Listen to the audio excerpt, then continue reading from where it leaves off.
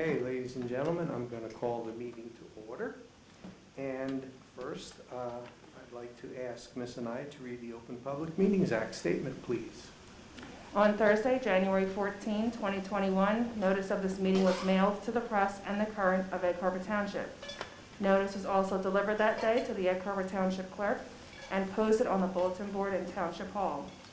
Advertised instructions for this hybrid meeting were posted on our website and on social media on Friday, February 19, 2021.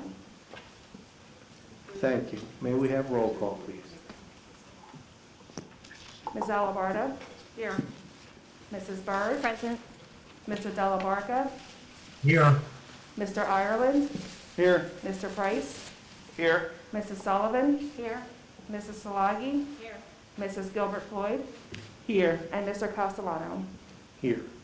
There are two chairs next to each other, and we did ask that same households be sat there just because we could not fit the 22. So I think at the corner back there. Are you okay? There was two together for the same household, but.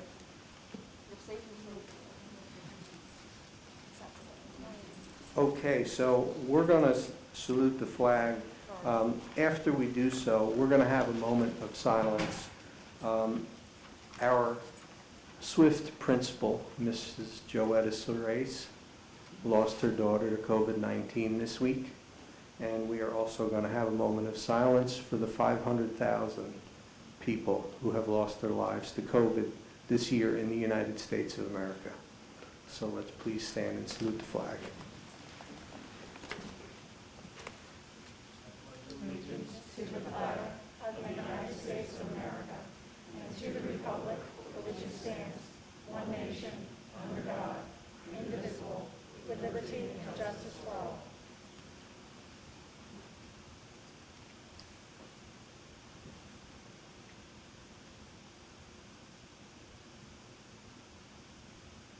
Thank you very much.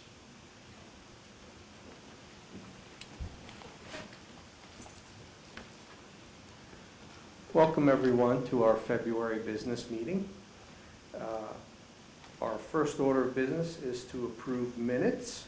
So I'll be looking for a motion on 4.1 through 4.10. Motion. Second. Is there any discussion? Yes, Okay. I sent some questions in pertaining to the minutes, and I didn't get a response to them.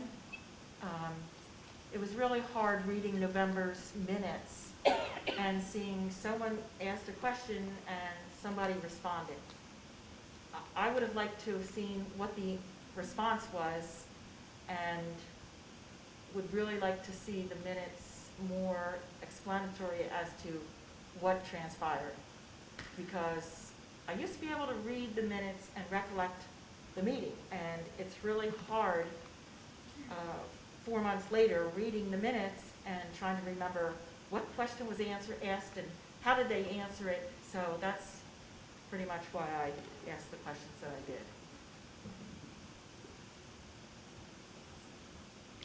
I did.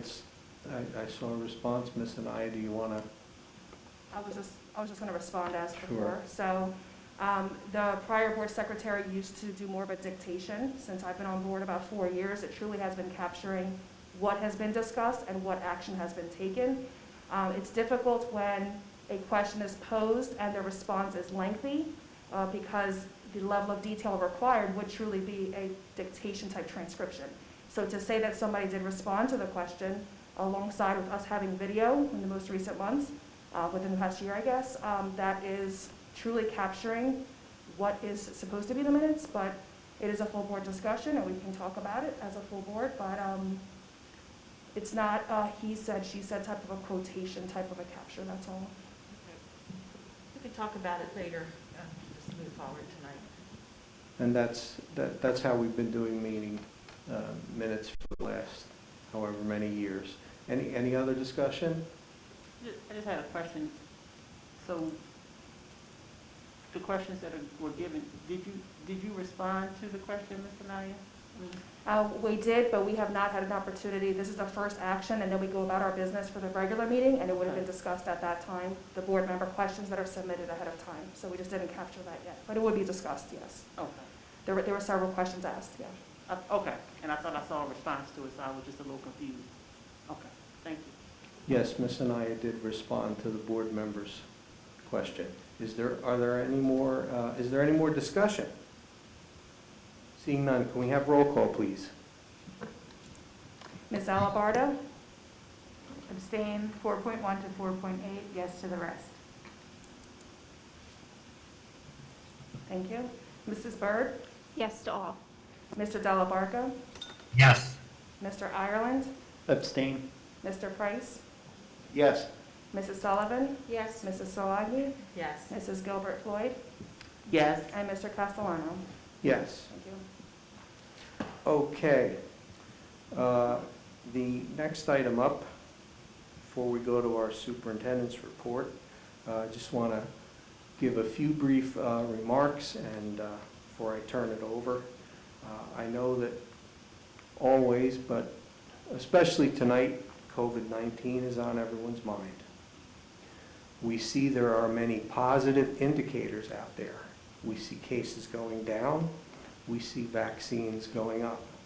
We certainly hope that that trend continues. We also hear that there are new variants out there, and it's possible there could be another spike. We certainly hope that's not the case. We're all hoping and praying that we're now on a downward trajectory and that we have this whole situation over with as soon as we possibly can. As a Board of Education and as a district, I just want to remind everyone, I've said it before, and especially now, we have two jobs, two equally important jobs here.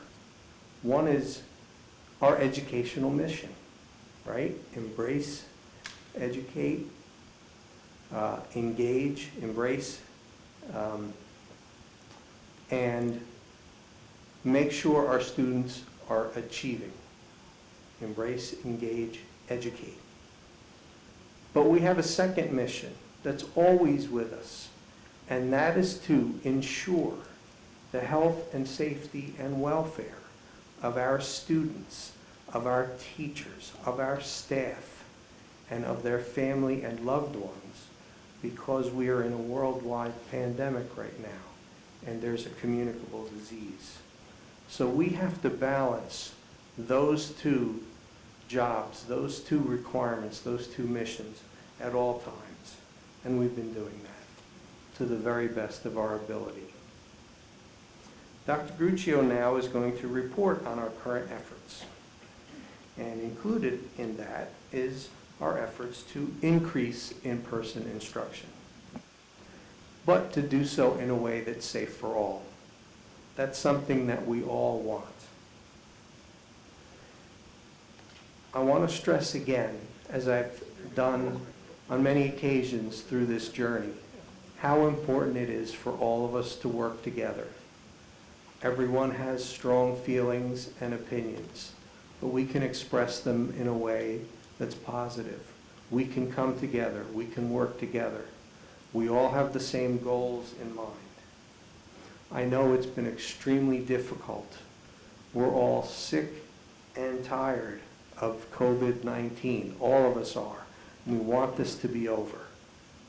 But if we just continue to work together and keep our goals in mind, we can get through this. I'm confident that we can. And with that, I'm going to turn it over to Dr. Gruccio for her presentation this evening. Thank you. Thank you, Mr. Castellano.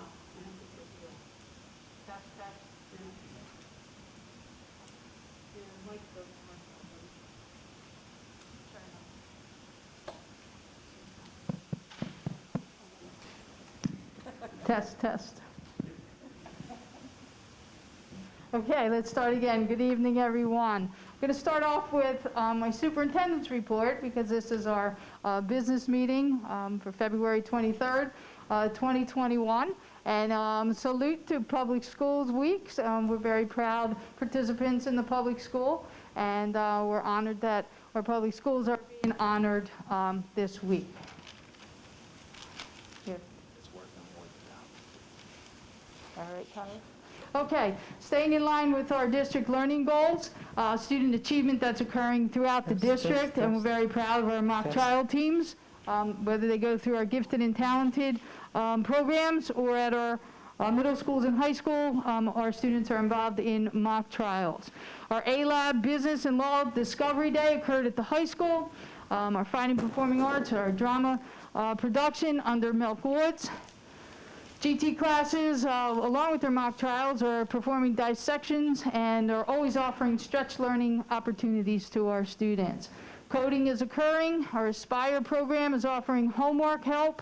Lego creations are going on, and art and history lessons occurring. And again, I want to emphasize that our preschool program is now up and running.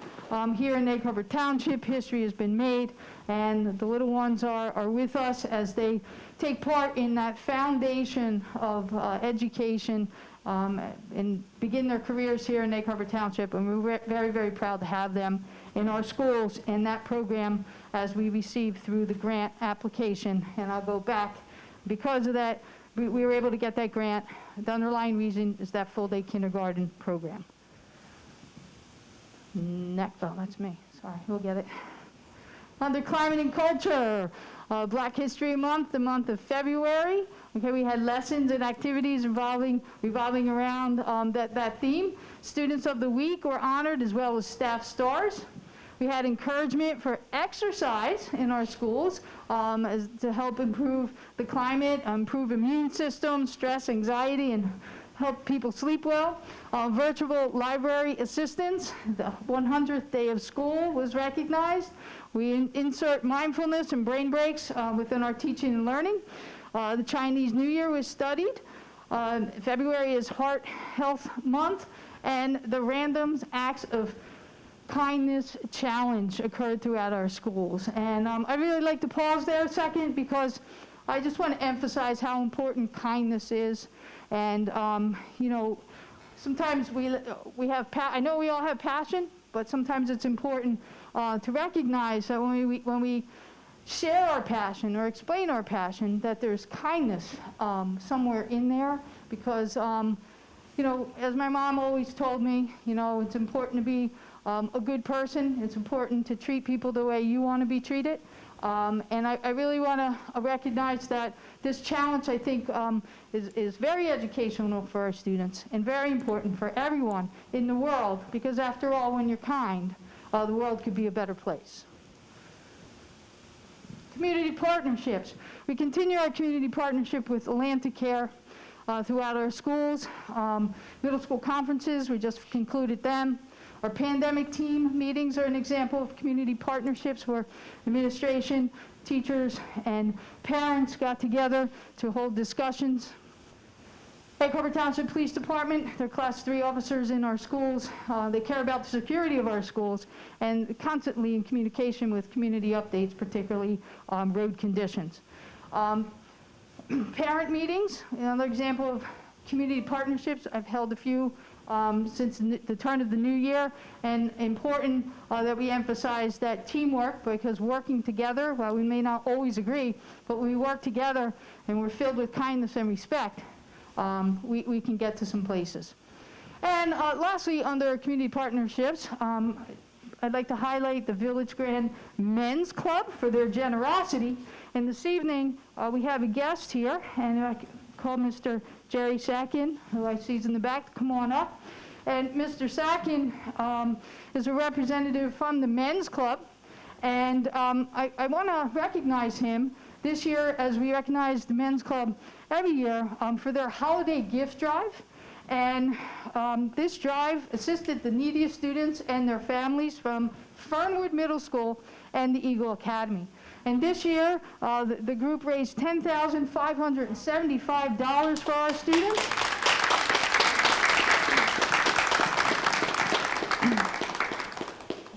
they used the funds to purchase 125 $100 gift cards from Boscov's for 88 students. Each student received a gift card.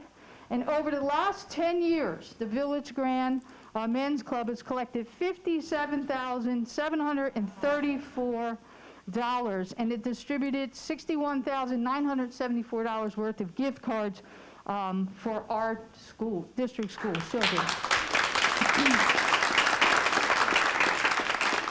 Mr. Sakin also would like me to recognize, as he is so appreciative of Mr. Earl Smith, Mr. Bud Smith, as we've actually known him, supervisor of Eagle Academy, and Mrs. Alyssa Papard, who's a guidance counselor at Fernwood Middle School. So, Mr. Sakin, I thank you on behalf of the Egg Harbor Township Board of Education, School District, and students for your generosity, your continued generosity, and your passion for our students. And you know, your hearts are huge. Your focus has a purpose, and it's the same purpose and focus we have in that student. So thank you so much. Here's our Superintendent's Award for Certificate of Appreciation. I'd shake your hand, but virtual high five, and thank you again. I don't know if you want to say anything, but the floor is yours. All right, well, so, thank you.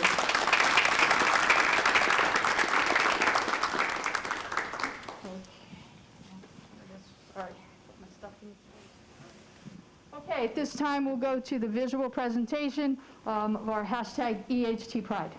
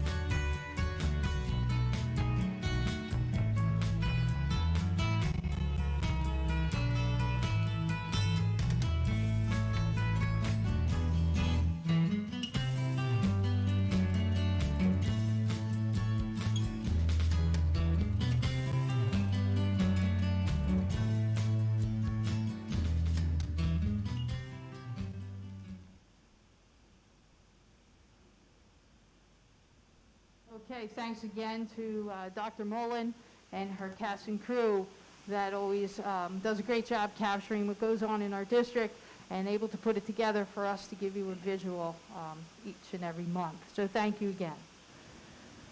Okay, Mr. Santilli, let's move on to a presentation this evening that Mr. Castellano alluded to. Okay, so here we go, the Egg Harbor Township Road Forward.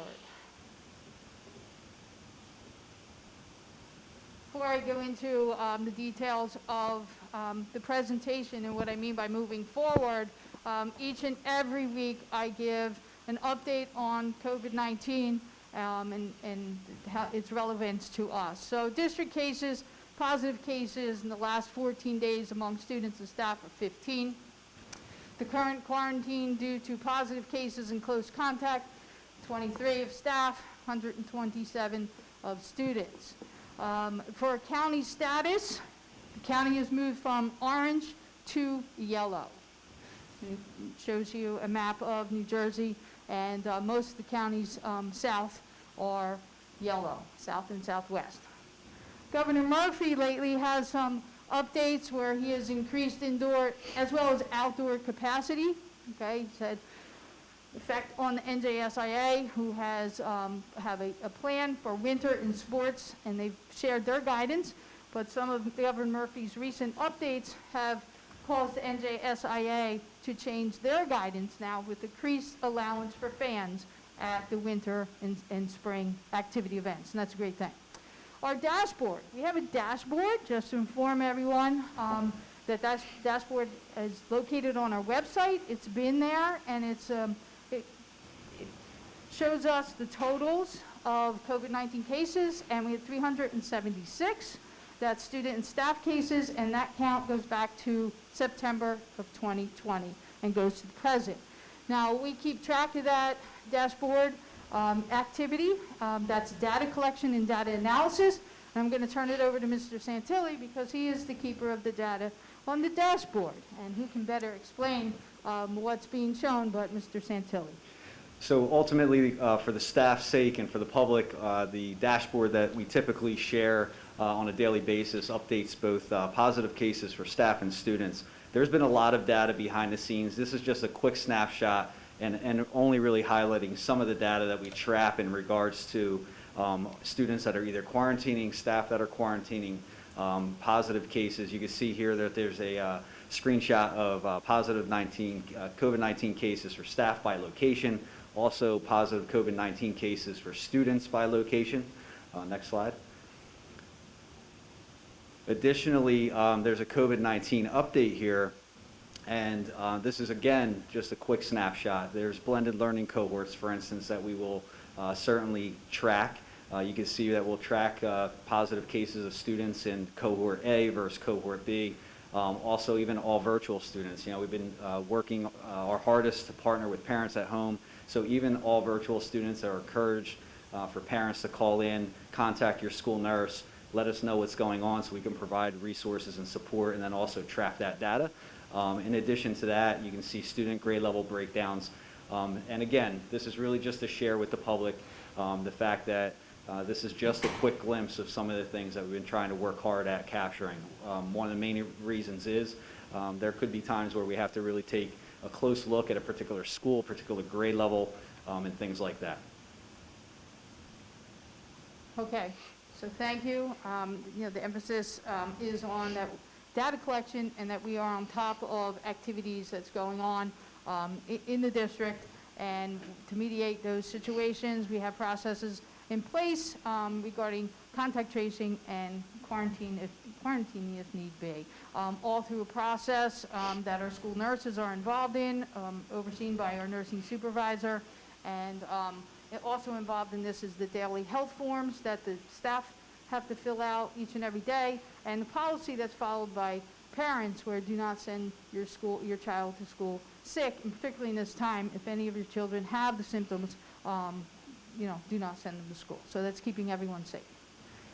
Okay, a quick teacher staff update, just because the board was presented some questions, and I know some of this I went over, but just to be clear, regarding N95 masks, we have discussions regarding the N95 mask. I contacted the Atlantic County Department of Health, and the recommendation is N95 masks are for healthcare workers.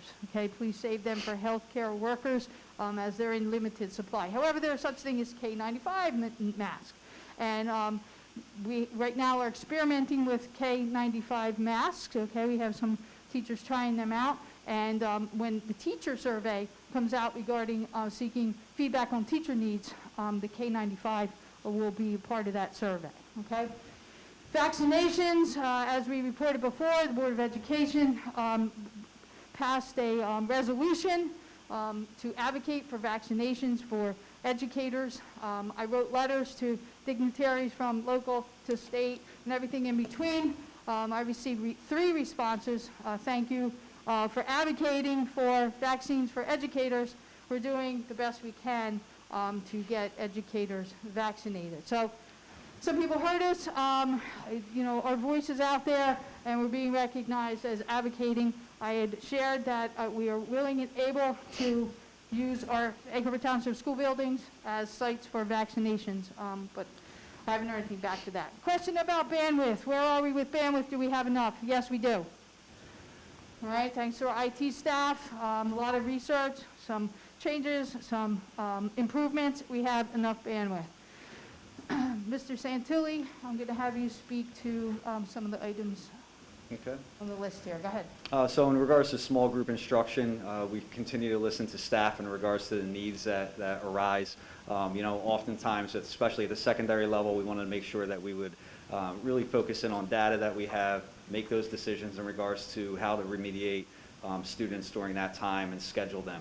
Of course, if we just make it completely open, at a secondary level, students will probably opt not to come. But we do recognize that there are students that will seek out help and use it as a check-in time. So moving forward, of course, as part of that teaching and learning guide, that will be open for staff to be able to do that, not just assign students, but allow students to check in. They may need homework help or things along that line. Middle school and high school movement, that has been a topic of conversation. Of course, at the high school level, students, it's simply put, they have to move. However, at the middle school level, there has been conversation around whether or not the teachers move versus the students. We are going to continue to explore that as well. Every building, every classroom is unique. So in one particular building, it may not be as conducive to another. And we have two middle schools that actually are complete opposites in regards to the movement of teachers versus students. Once we get our survey numbers, we'll continue to explore what exactly is going to be a best practice there as well, when the survey goes out. Grading considerations and recommendations, we continued in the teaching and learning guide to make sure that we had a focus on the whole child, and there were different points throughout. We still are taking a look at grading regulations right now, and ultimately, not necessarily just for COVID times, but just current best practices in grading regulations. So there will be more information coming in regards to that, and making sure that we really are focused on the whole student. And then, of course, admin teacher teamwork for academic and attendance. We are truly partnering. If there are any students that have an academic or attendance need, one of the things that you'll see in a presentation tonight are data points in regards to failure, in regards to attendance, and this will just, again, be a snapshot.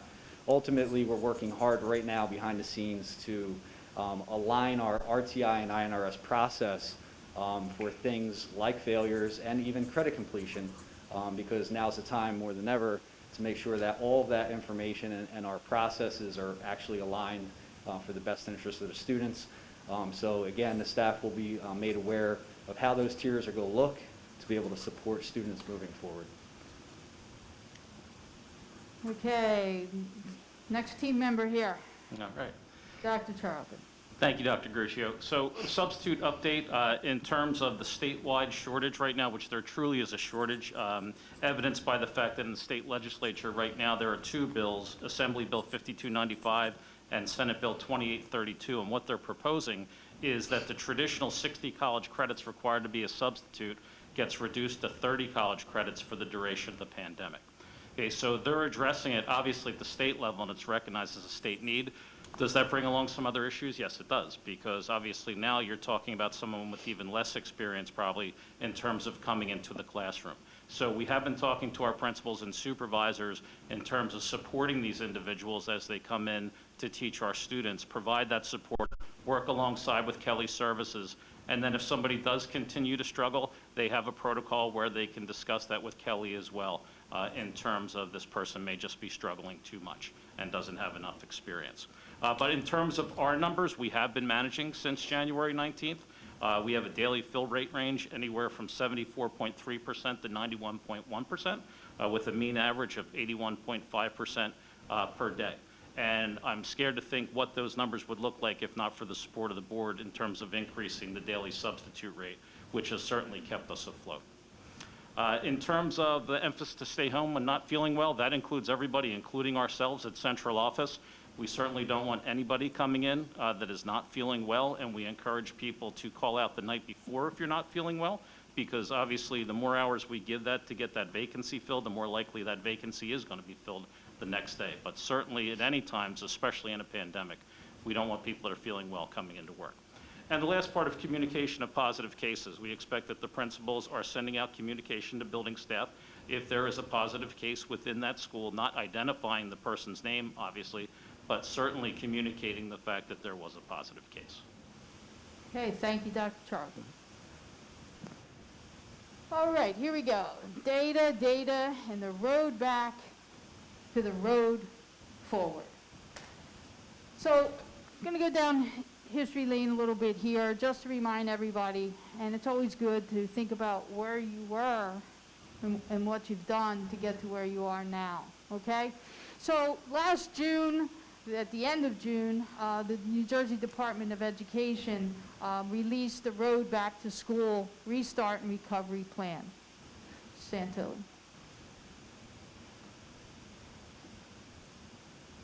How many people remember July 14th, 2020, when the Road Back to School plan was shared here at a board meeting? Do I get to control this, or you do? I do. Okay. So this is the Road Back to School Restart Recovery Plan. It was put together by the Department of Ed, by educators, administrators, and government officials throughout New Jersey. And, you know, a tribute to quick work on their part to put something together to guide schools. Okay. So that was kind of what we used. But just want to share the timeline here from June 24th at a county roundtable meeting where I met with superintendents to June 26th. When information started coming out. And each and every day, we were doing our research back then and learning about, you know, what we're going to do. Remember at that time, all schools in New Jersey were closed, and we were looking towards the September as getting back to school some way, some fashion, whether it was virtual or in person. We had June 30th, they shared the update at a public board meeting. We've had administrators meetings, superintendent roundtables, central office team meetings, NJSIA had met. So it was just continuous of meeting after meeting after meeting to learn more and get ready to plan. On July 10th, administrators prepared for a Road Back to School subcommittee meetings where presentations, Google Meets, emails, ground rules, meetings were held with stakeholders. Okay? And that was the week where surveys went out, but the big highlight right here are those 11 areas where there were subgroup meetings, and the public was invited. There was over 800 people that participated in these 11 committees. They went from academic supports, athletics, elementary and middle school, high school scheduling. We looked at dining and food services, health and safety, student attendance, extracurricular activity, and virtual and teacher and learning. That virtual and teaching and learning group ended up creating the virtual teaching learning guide that parents and teachers follow to this day. So back then, a little anxiety, wow, but we got people together, put our heads together, and we created the Egg Harbor Township Road Back to School plan. That plan was submitted to the Department of Education. I think we got to go back. Back to the other one. Okay, in August, the mission of the plan, and our plan was a combination of virtual and in-person. If you can click that link real quick.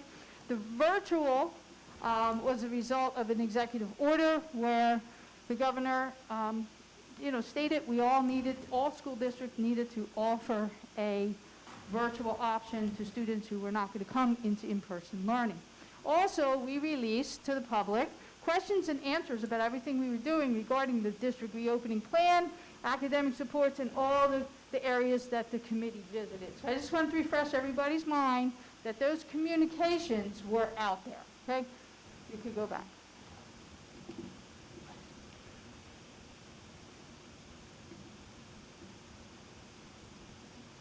Okay, September we opened schools, September 8th, all virtual. And at that time, we were rating some PPEs. We were researching and doing building tours regarding ventilation.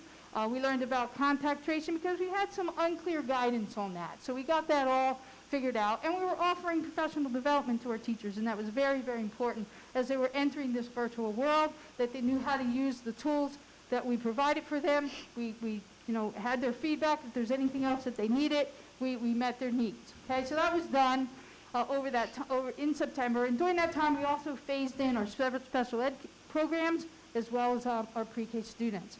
Brings us to October 26th, where the Egg Harbor Township School District implemented its hybrid model, which was a combination of virtual teaching and learning as well as in-person, but it was divided into cohorts, okay, based on survey numbers. We had cohort A and cohort B, because the guidance said that you had to have smaller groups and you had to keep those groups separated for your in-person. So we went with a hybrid model there. All along looking at data, learning from the data that we were reading, whether it was county data, local data, district data, we were looking at data. This board was presented that, this board was educated on that, and we followed that. And as you can see, the patterns that happened here on November 30th, because of the data that we reviewed, we pivoted to all virtual due to increased COVID-19 cases, okay? On January 19th, we returned to our hybrid model, again, based on data. So my point is that all along there's been ebbs and flows, but our reaction was to the data that we were researching, reading about. And here we are, it's February 23rd, and we are better educated. I'll just pause a moment and remind us all, this time last year, we weren't sure what was coming at us. A few weeks later, the government closed the schools. Doctors didn't know what was going on. Educators didn't know. We were looking at each other, and all we knew, we had to stay in our homes, okay? But between then and now, a lot has happened. A lot of change has occurred. We're out here this evening. We weren't here months ago. You can walk into Wawa, Walmart, Walgreens, what have you. We know how to protect ourselves.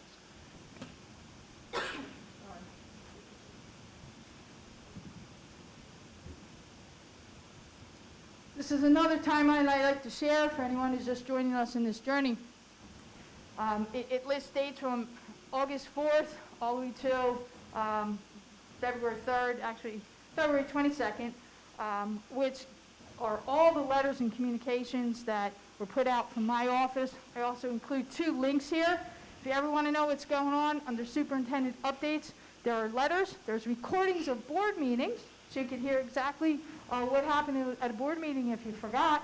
And there's report outs from my staff, from board members and committees. So there's lots of information in those areas. And also, I provide a superintendent board report, as you saw, the PowerPoint, and also there's videos. And I provide a newsletter. Every Monday it goes out. And it's sent to the staff, sent to board members, and it's on a social media site. That newsletter gives you all updates in the areas of our student learning goals, all our schools, our GT, our library departments, and each week I provide an update in the beginning of that newsletter, okay? So communications have been ongoing through this whole process. Put this up here to remind everyone, as Mr. Castellano did, that we have a mission, and that's to embrace, engage, and educate, and that can be applied to many, many things, all right? And I always encourage, you ask Dr. Charlton in every interview that I do, I ask, do you know our mission statement? Yes, I do. I said, that's great, but I want to make sure that you use it in everything that you do when you're dealing with students, families, okay, here in Egg Harbor Township. Our goals are to improve student achievement. We all work very hard to do that as we support climate culture and positive #EHT Pride. And we're always looking to expand partnerships. So I want to show everybody that we are constantly researching. We are constantly paying attention to guidance. And I want everybody to understand that guidance has changed based on the current realities, okay? We get better educated as we research. We get better educated as we see things and deal with things and touch things, okay? That's part of education. So that's going on community-wise. So we've used that Road Back to School plan as guidance. But in the areas of, which I talked about before, all those committees, okay? And we also use the New Jersey Department of Health guidance, but early on, they had a checklist that we had to complete last summer prior to opening any schools in any way, okay? And that we all fulfilled. The Department of Health gives us monthly updates as they change. We also use research from the Atlantic County Department of Public Health and the CDC, okay? Recently, the CDC came out with some guidance, but the state of New Jersey is a little bit ahead of some of that guidance. So again, it's nice to be reassured that you're doing good things and things that are changing as things change. The COVID-19 public health recommendations for local health departments for K-12 schools is another document that we pay close attention to. We also seek recommendations from medical professionals. We have our district physician, Dr. Petrucci, and most recently, we were in contact with Dr. Trivedi and Gemma Downham from Atlantic Care. We'll talk more about their presentation. I guess I'll do that here. Part of our pandemic team meetings included a presentation from the Atlantic Care professionals, and I had already heard this presentation before and had already reached out to Dr. Trivedi, but he was kind enough to meet with the pandemic team last week, and I think we all felt, and everyone that was a part of that and got to see that presentation we felt really good about it because we were reassured that what we do here in Egg Harbor Township regarding contact tracing and our knowledge of COVID-19, we are spot on. So it's always good. I always say sometimes, I'll go to professional development and I'll sit and I'll go, I already know this. We already do that. But I stick it out because I say, what? I feel good that I know this. I feel good that we do this. And there's always a piece that you'll see or learn that'll even make you better at what you do, okay? And then the guidance from the Department of Education. So the Department of Education just happened to release a road forward document, which they name Engage, Recover, Reimagine Education in New Jersey. And also each week I receive a commissioner's broadcast, which is an update from the DOE, and whether they're suggestions or directives from the Commissioner of Education. So approximately 3 weeks ago, I gave an update, and in that update I said, it's time that we seek some feedback from our stakeholders. And every school district is required to create a pandemic response team. This school district has one, every school has one. And again, 2 to 3 weeks ago, I said we're going to use that vehicle, those teams, to find out how people feel now that we're in this hybrid model and this pandemic for over 7 months or so. So we have 8 schools, and we have 8 pandemic team meetings that school administration led. On those teams was administration, school staff, parents, and students at the secondary level, which was a wonderful, wonderful thing. Students had a voice in those meetings. In those meetings, which 8 schools, 2 weeks, okay? Tuesdays are out, Fridays are out. So these meetings were held over 2 weeks. And about an hour and a half or so, feedback and themes that emerged from those meetings were centered around models for more in-person learning. Some of the models that are listed there, came out of a lot of deep thought and planning. Also, there's, questions and concerns about PPE, or even suggestions about different types of mitigation. And there was some talk about challenges of serving both in-person students and virtual students at the same time. From there, that feedback was brought to the district level pandemic response team. That meeting occurred this past Friday. Okay, what was that, February 20th? Hey, this past Friday. So I appreciate the work of all people who were involved in these pandemic response team meetings. Their feedback, the time and passion that they put into sharing their ideas, their thoughts, their feelings. At the district level, we had a district administration sat on this meeting. There was over 40 people involved. School administrators, 4 board members were there. Union presidents from Egg Harbor Township Education Association and Principals and Supervisors Association, district physician, and the Atlantic Care physician and staff member. It was a great meeting. It was over 2 hours as we went through the feedback, as we listened to a presentation that again reassured us that we were on the right track. And we also talked about current reality, okay? So our current reality, and I just want to take a moment to talk about change, okay? Change doesn't happen at a flip of a switch, at least not in my book, it doesn't happen. Change occurs, and it's called a process. And you include people, and you include stakeholders, and you listen, and you get feedback as they kindly and respectfully share their thoughts and feelings and ideas with you. From there, we review data, because data is important. And as you can see, up until this point, we look at a whole lot of data, and that takes time. Take that data, and then you figure out how are we going to do something that's been proposed. So it'll take a little bit of time to talk about the change process. Then there's factors to consider when you make change. So the factors that are relevant to making change right here in Egg Harbor Township tonight is information I received from the CDC, the operational strategy for K-12 schools through phased mitigation. We studied it, we pondered it, we talked about it. We know that the county has gone from a status of orange to yellow, which is now called moderate risk. You do a little bit more now than he's done before. COVID-19 positive cases in our district have decreased. There is an absence of high to moderate levels of linked transmission occurring in our schools, an absence of it. The governor, as I spoke to before, has made changes on capacity allowance. There's an absence of rapidly accelerating community transmission. This is an area that we, as educators, as superintendents, were told to keep track of and look at the data in that area. Factors for change include social emotional impacts on students. We have resources in place. We know when those resources are used. We have data on that. Student performance data. Mr. Santilli will be sharing information on student performance data, a factor for change.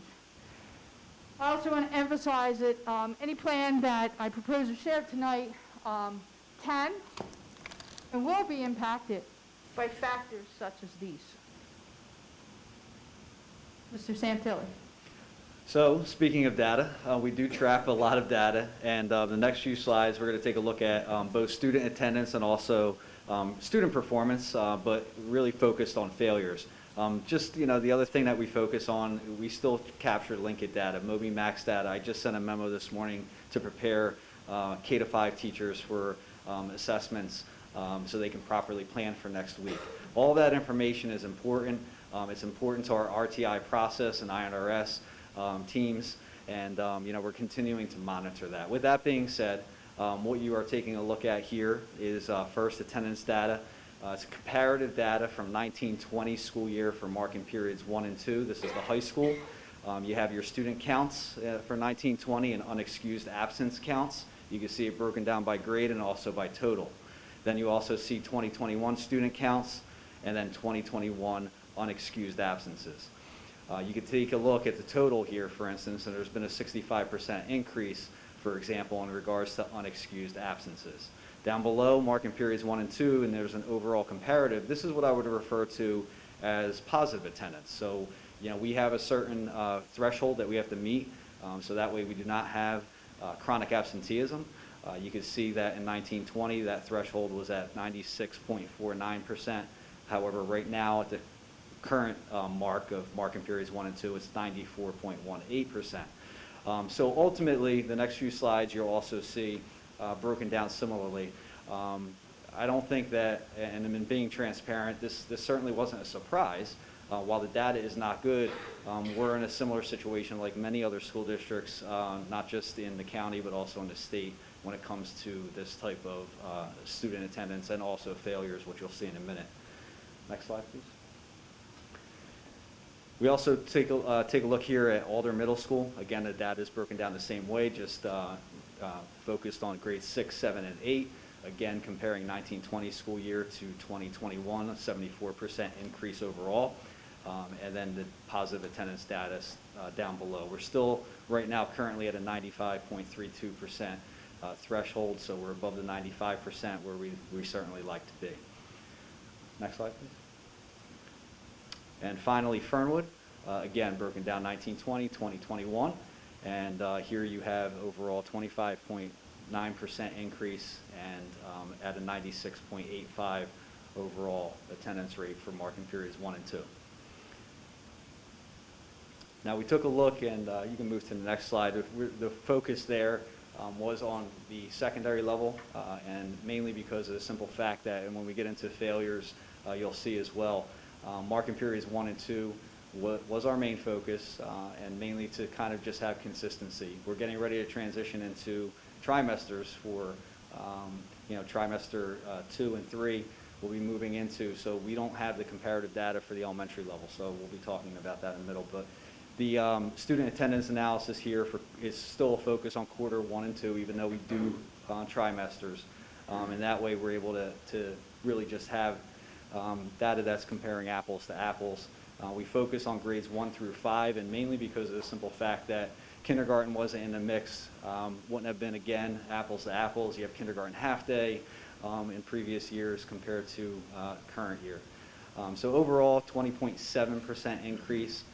So I think you can see a trend here, of course, and then down below the overall comparative for elementaries. You got click happy there. All right. So student achievement. So here, back to the high school. So as I mentioned, again, focus on a first quarter analysis versus second quarter analysis. This is broken down a little differently. So you see here, number of students failing 1 or more courses, broken down in November of 2019 versus November 2020. And then the second row is the number of total course failures. So that would be total overall. Again, November 2019 versus November 2020, and it has your percent increase or decrease. The second quarter analysis is also listed, again, a focus on February of 2020 versus February 2021, and students that are failing 1 course versus total course failures with the percent increase decrease. It's important to note, and you'll see in a minute why. If you take a look at November of 2020, that was when we were essentially virtual during that time versus second quarter being hybrid or in-person option that was available. Next slide. Here is first quarter analysis of Alder and Fernwood. Again, broken down very similar for students failing 1 or more courses versus total courses. And then also the second quarter analysis, same information, just broken down for both middle schools. Percent increases and decreases are listed there as well. And again, the focus being November of 2020, we were essentially all virtual during that time versus February of 2021, where the hybrid in-person option was still available. Next slide. So when you put things together, and it's very important to really focus on where we're making decisions and the data we're tracking. One of the things that Dr. Gruccio talked about was that we really wanted to have this be a factor in regards to some of the decision making. And if you take a look here, you can see percent decreases all the way through. And one of the reasons why the percent decrease we feel was impacted, not just because of the changes that we made in regards to the teaching and learning guide, in regards to what we're putting in place to support our students, everything from home visits with vice principals and attendance truancy officers to working with our staff to make sure we're tracking students that may not be logging on, academic concerns, addressing all those things. But the biggest thing that we think is important to note here is that, in November of 2020 was when we were all virtual, and in February of 2021, you see a percent decrease. In our minds, may have a lot to do with the simple fact that we had the hybrid in-person option on the table. Next slide.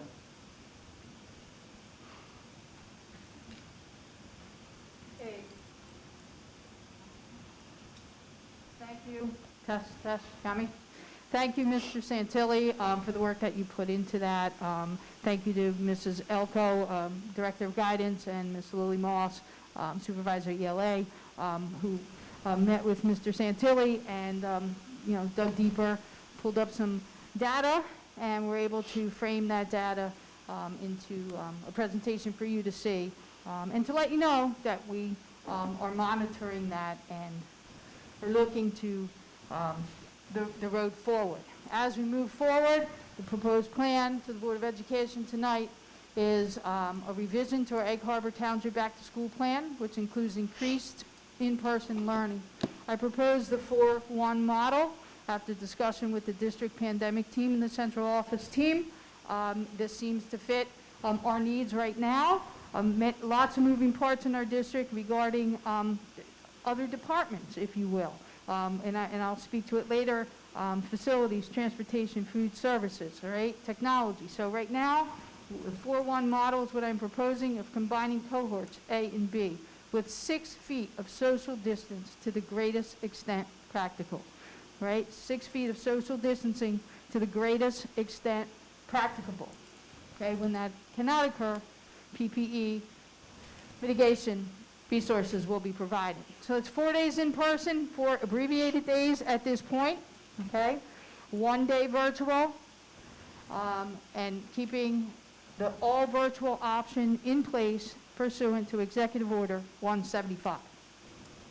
So what it looks like for visual for you, so Monday will be the virtual day, all virtual day. Tuesday, Wednesday, Thursday, Friday would be in person. We do have one group that is 5 days a week at this time, okay, so they'll be in-person instruction.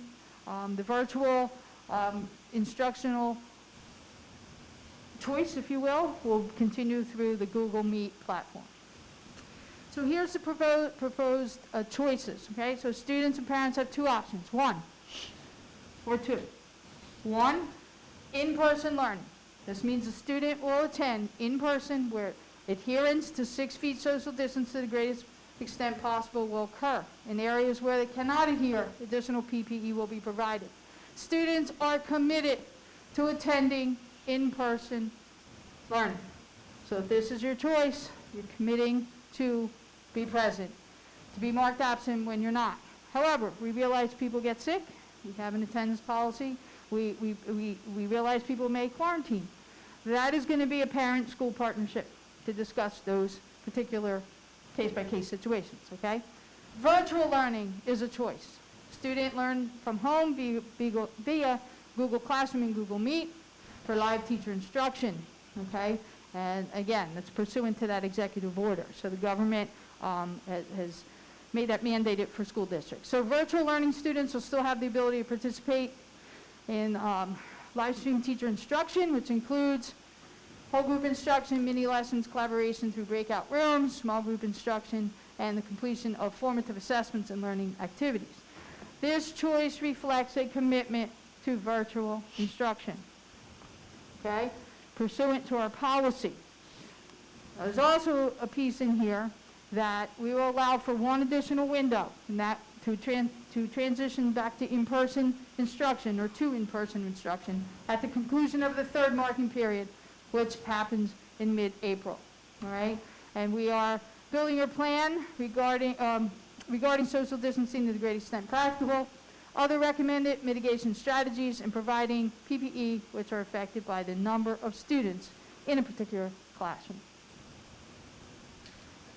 What do I mean by additional PPE mitigation? First, I'm going to make it clear that PPE and physical barriers alone do not preclude one from contact tracing, okay? So your child may still be involved in the contact tracing process, even though they were behind a desk shield or had a mask or a face shield on. Recommendation from every doctor we spoke to and all the research we read that there's no substitute for a mask in 6 feet social distancing. However, if you have other mitigation in place, it makes it safer. So we are looking to remove unneeded furniture from classrooms, purchasing face shields for secondary students. We have sanitizers. We have sanitizer stations throughout our buildings. Also offer spray, paper towels, and wipes where needed. In our classroom, I should say spray and paper towels are in all our classrooms, and wipes are issued where needed.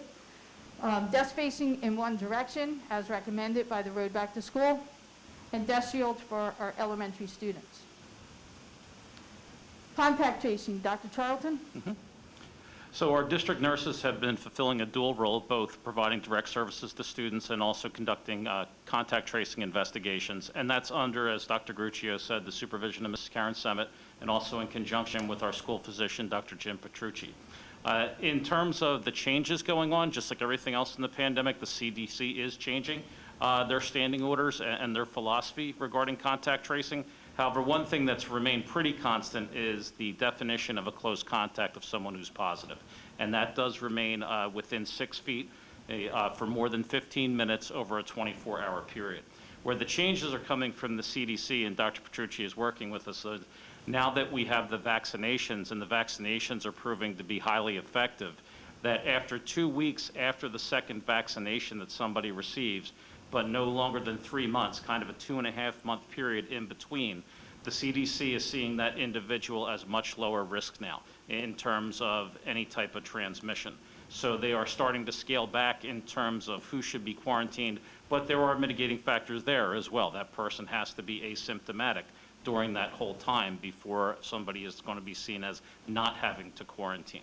So again, a lot of changes coming down now with the release of the vaccinations, and we're seeing that with the CDC, and Dr. Petrucci is helping us navigate through that. Thank you, Dr. Charlton. Just a quick department overview, just to give everyone a sense of the moving parts and areas that we have to consider, and areas right now that can't make a quick change. So transportation right now, we have 85 buses on the road daily, and we're offering those afternoon athletic run. So with every change that we make, sometimes it makes a change somewhere else. So right now, our transportation, once we go through this process here, and I'll explain the surveys and when that timeline's going to happen, transportation is going to be like summer, all right? That we have to look at new bus routes, new bus passes, shifting drivers, shifting buses, whatever Michelle Fisher has to do, she's going to have to do in a quick amount of time. And again, I ask here for patience and flexibility and understanding. All right, first day school, sometimes the buses aren't always on time, and that's something we're going to have to perhaps experience. And our transportation department does a great job. But I'm just putting it out there that flexibility, patience, and understanding is important. Food services, over 14,000 meals served per week. We have distribution sites at 3 schools, and we have delivery sites throughout over our 64 square miles of our township.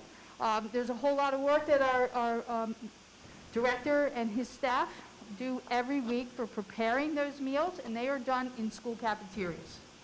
Okay? So, there'll be a question, are we going to be going full day, half day? Right now, it's abbreviated day. A full day, we have to serve lunch in schools. Right now, we don't have a plan for that. We have to see how things go, and we have to look at data, we have to look at numbers, and that would be something that we will continue to research and hope to implement somewhere down this road forward.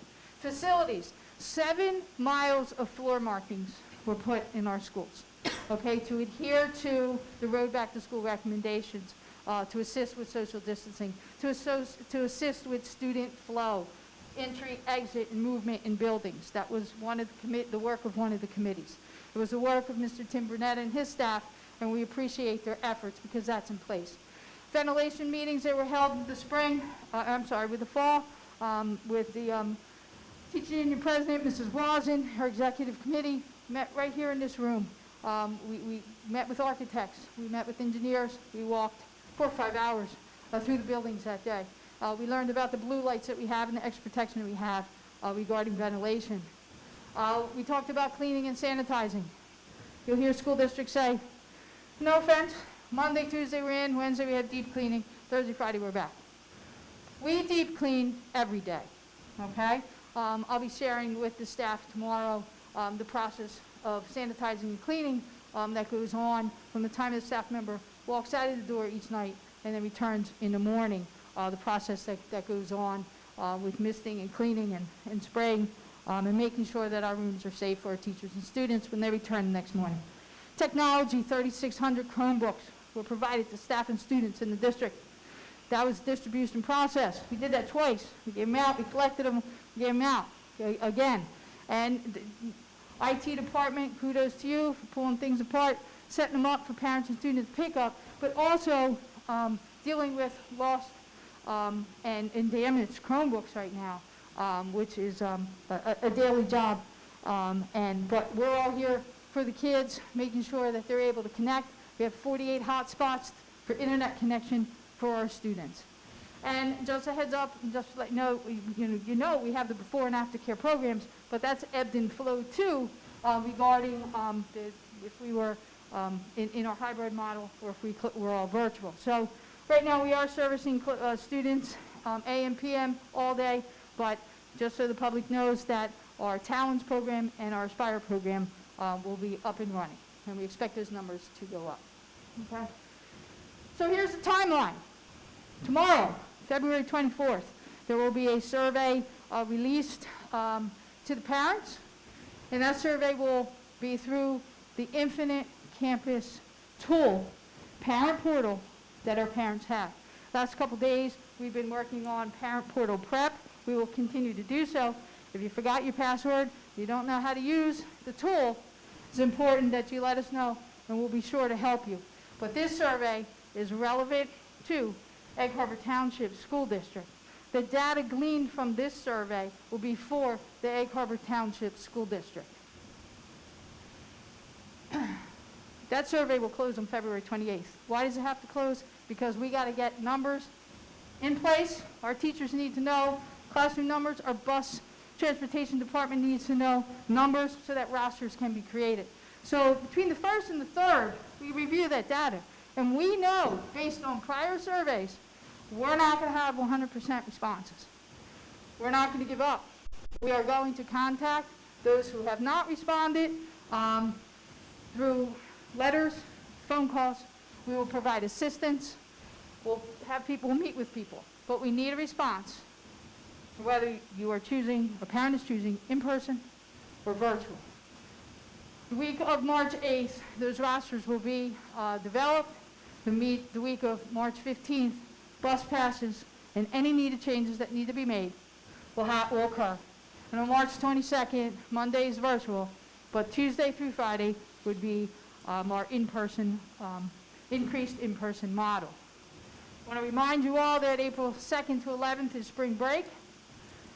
And then during spring break, because my mind's always going, and when we return, we're always planning, always looking at data. The discussions will be had regarding a next phase. All right? So what I mean by that is, and we've had these discussions in the pandemic response team meetings. Full day, 5 days. Any other ideas that comes up, we've discussed and we've pondered. What we can do now is this. What we're capable of doing later, we don't know, okay? But we hope to get to, all school districts hope to get students back in school 5 days a week. And I will share with you, my county colleagues are working just as hard as I am, looking at ways to increase student learning, in-person student learning, based on the factors that we have been presented with, the current realities, okay? But again, this plan can and will be impacted by factors if they change. That's where I ask that the survey is filled out, one per student, person, in-person or virtual, and that we all work together, that we're all a team as an Egg Harbor Township school community in being safe. Continue to wear your mask over your nose and mouth, have it close to your face. Social distance, 6 feet or more when practicable. Practice good hand hygiene, sanitize, no touching of the face. Do not come to school or work sick. We have policies for that. Complete the daily health form if you're a staff member. Be reminded of the travel restrictions and what's required, and understanding the quarantining procedures, because they're put in place to keep each other safe. So if we can all be a part of this team, this will help the proposed new model of 4-1 be successful. I thank you for your time. Members of the Board of Education, that is my proposal. You know, if you have questions, certainly pose them to me. And Mr. Santilli, thank you for being a great assistant in many, many ways. And that concludes my presentation. Thank you, Dr. Gruccio. We certainly have a lot to get to tonight. Do we have any board member? Mrs. Sullivan. Kim, I'd like you to reiterate that if they have more than one child in the system, they need to fill out for each individual child, correct? Correct. They cannot just do it once if they have more. And second of all, is there going to be anyone available at the porthole for Saturday and Sunday to help parents?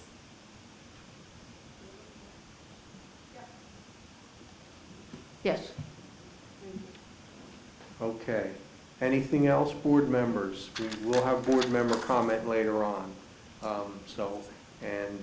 realize we do have a lot of public here that may want to comment this evening, so I want to be mindful of that. So with that, I'd like to move to our student reps, and it's so great to see you guys.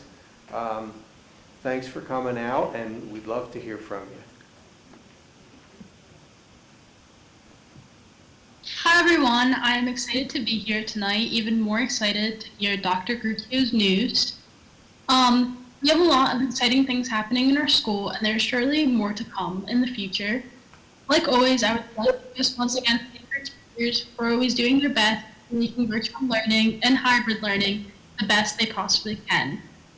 This past month, Ms. Connor, high school staff, parents, and students met to discuss a road back to school. The pandemic response team was able to come up with some ideas to make school more enjoyable for in-person and virtual students, while also maintaining safety concerns a priority. We have gotten seeing good work from this team, as our high school will be having Spirit Week next week in order to increase student morale. The High School Renaissance and Student Council have been doing a great job finding creative ways in which to keep spirits high during this tough time. This past month, we had our Mighty Showcase, where students were able to film themselves performing various acts. These acts were then posted on our YouTube page for students and parents to watch. To celebrate Black History Month, our African American Studies class has created several presentations that will be shared with their middle school students. These presentations celebrate and highlight the vast accomplishments of our African American heroes. This past month, our high school also returned to the normal rotating schedule. Although the transition was hard at first, we are already seeing its benefits. The rotating schedule allows our students to get more instruction time with their teachers, while also making the school day seem more like our pre-COVID times. We also want to really quickly thank Miss Wexler, our high school AP coordinator, for all her hard work and dedication. This past week, information about AP exams was released to students. This year, students will be able to take both virtually and in school. Lastly, I strongly want to urge all of our seniors to please join the Class of 2021 Graduation Google Classroom. This will be where most of the information about graduation will be posted, from cap and gowns to diplomas. As always, you can always find graduation information on the website. Thank you so much for your time. Thank you. Thanks, Gab. Good evening, everyone. I hope all of you are doing well this evening. As Gabby said, we're more than a month into the hybrid schedule, and we have a lot of exciting activity going on in the district. But before I get to that, I would first like to take a moment and just compliment the administration, the board, students, parents, teachers, just everyone for really a great cooperative effort in reopening the schools. I have to say, I was in October and I was in now, and this time around it is markedly better than how it was last year, and I really have to commend everyone all around for that. The high school drama club's production of Under Milkwood is in full swing. Our amazing actors and crew are putting together an amazing performance that will surely impress as it does every year. The production will be filmed and it will then be distributed online for everyone to watch. Winter sports are underway. Winter basketball, with both the high school boys and girls team, they're putting up lots of impressive performances in their recent games. While spectators aren't allowed in their entirety at this time, the games can be streamed online so anyone in the community can watch and show their support, which is really awesome to do. These athletes work really hard given the circumstances. It's definitely important to show your support. The boys swim team also got their season underway this past Tuesday against the Prep. You can check it out on our live sports channel. And we look forward to seeing wrestling and girls volleyball begin their seasons as well. The Davenport Elementary School, in working with Community Partnership, is hosting an annual playground fundraiser for children of all abilities. Again, it's just a great way to get out and help the younger students in our district have a safe and fun place to play with their friends outside, which is super awesome for them. And the last thing I want to talk about is we'd like to remind everyone in the community that there are a number of mental and emotional health resources that can be found on our district website. This is an incredibly difficult time, which is why I think it's really paramount, more than ever, that we take the time to make sure that ourselves and those around us are safe and healthy. As always, Gabby and I thank you for your time and attention this evening.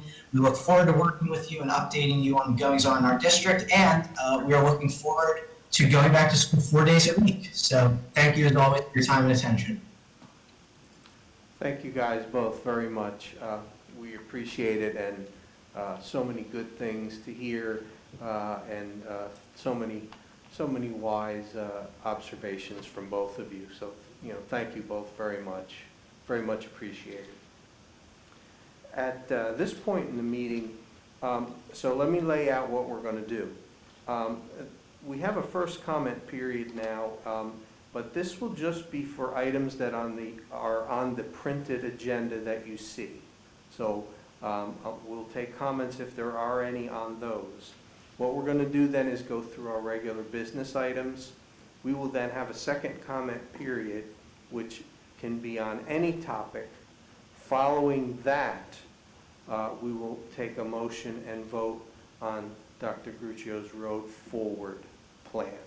So during this first public comment period, if anyone has a comment on items on the printed agenda, the normal business items. So we'll take first from the room. We have an overflow room.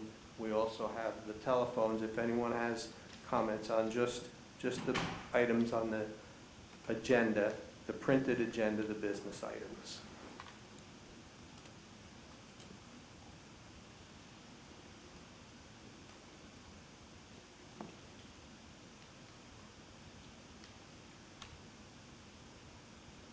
We have people here, we have people in an overflow room, and we have people participating with us virtually.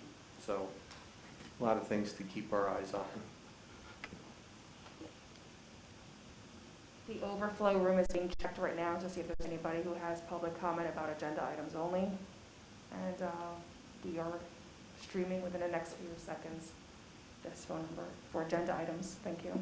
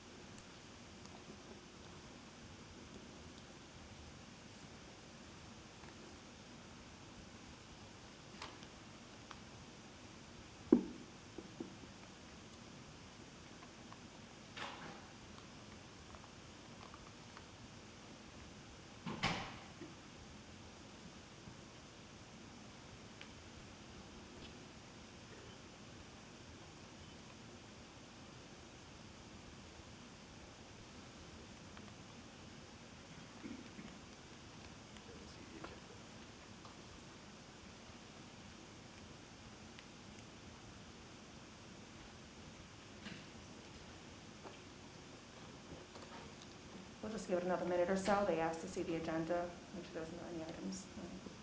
Sure.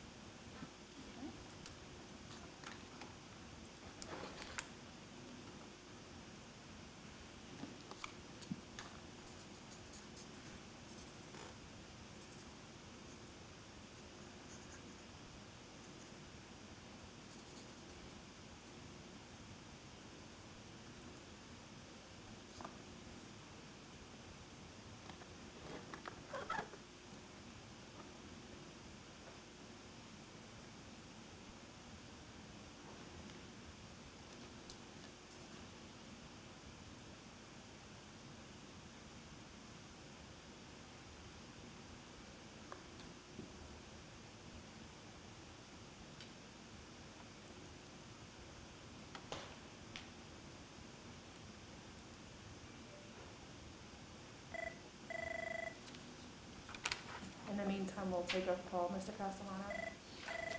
Sure, that's fine. Until the time for public comment, name and address, please.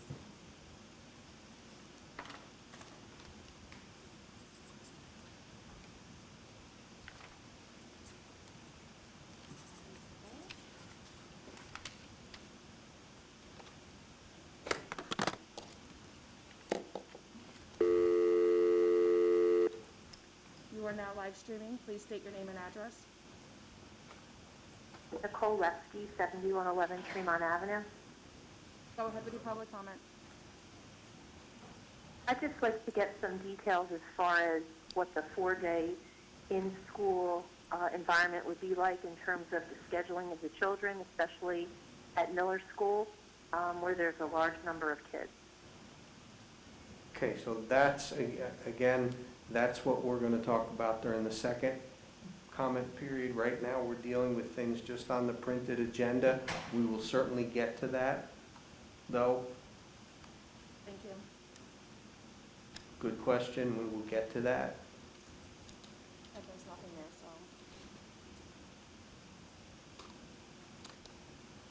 so. I know this gets complicated. We have to follow the agenda that we publish. We said we'd have 2 comment periods, so we have to have 2 comment periods.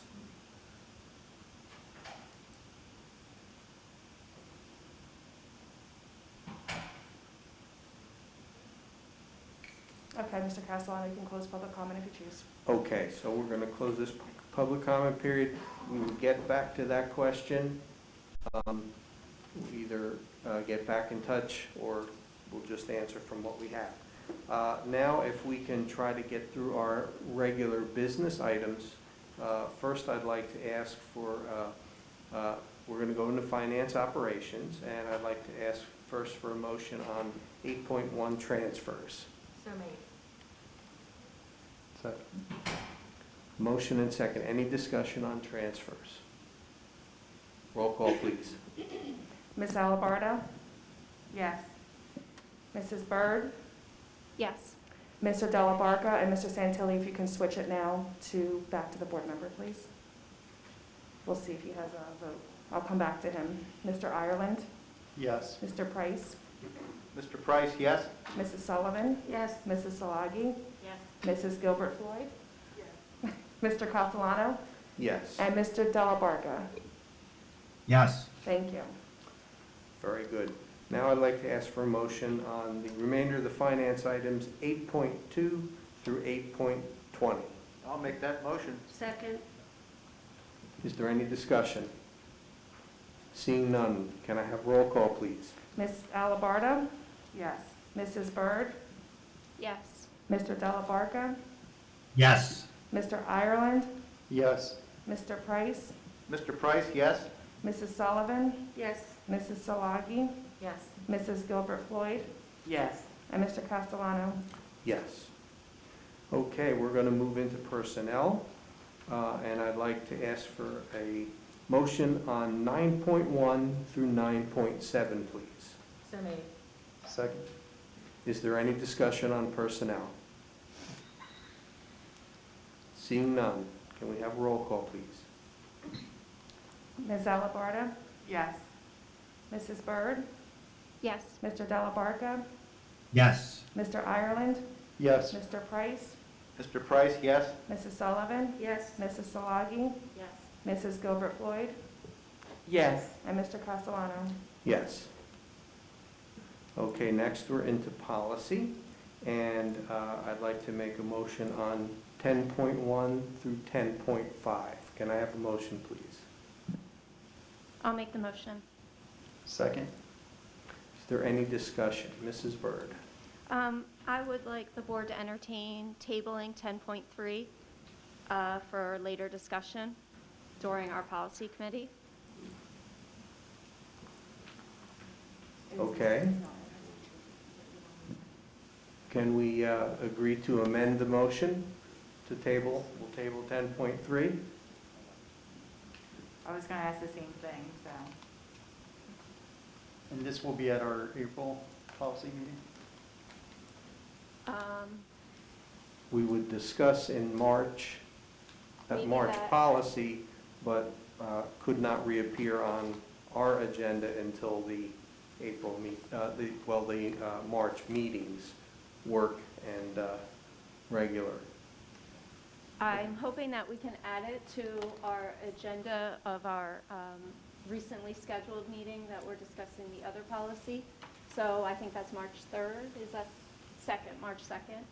So maybe we can add it for discussion if there's other board members who would like to attend to, offer their suggestions. That would be very helpful. Mrs. Burt, just for clarity, we did pull the item for Yes. that's what it was already pulled. So when you're saying 10.3 as it is right now, 10.3 Reg 0169. okay. That's the one that I bylaws. want to table, Just- that we're talking about. I'm saying that we can add that to the discussion. That we're going to Of our have in March March 2nd on the other meeting. matter. Got it. Yeah. Okay. And So- I think what Mr. Castellano is saying is if someone wants to amend the motion, we can just make a motion for 10.1, 10.2, 10.4, 10.5. Yes, can we amend our motion in seconds?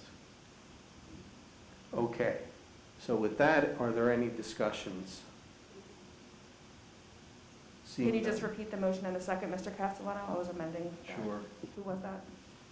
I'll make the motion. Mrs. Byrd and Mr. Ireland. Thank you. Right, and they have, and they are both willing to amend. Correct. Thank you. Yes. Okay, so we have no discussion at this point, then we'll take a roll call. I'm confused on what Pardon? we're voting on right now.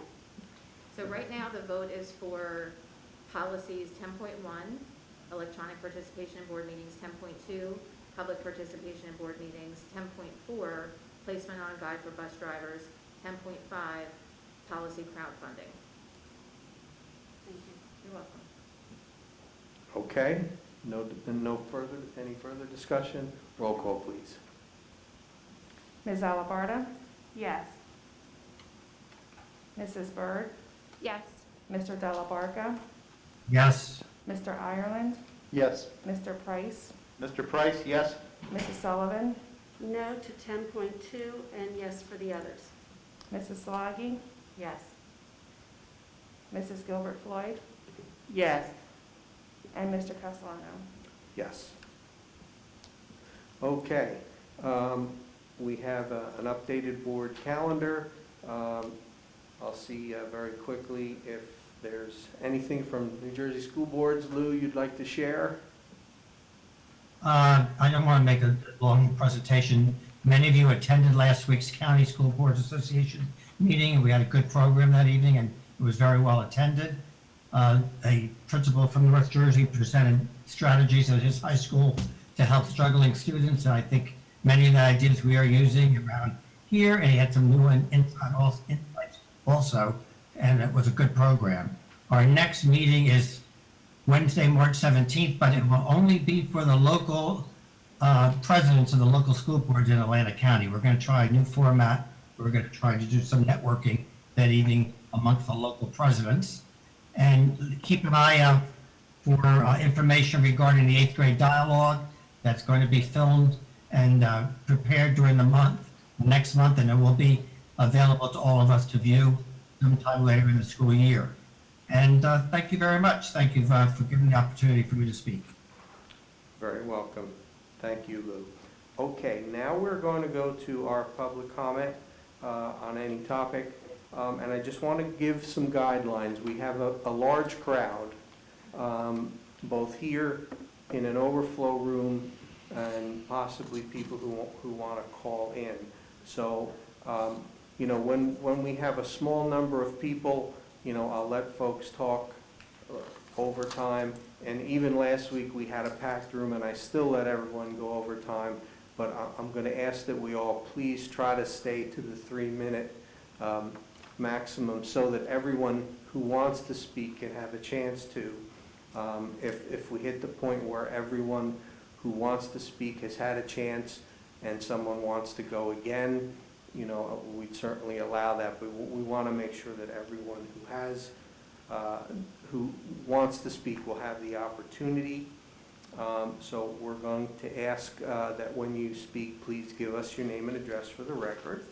We're going to ask that you first give us your question or comment, whatever it may be, and then give us the chance to address it.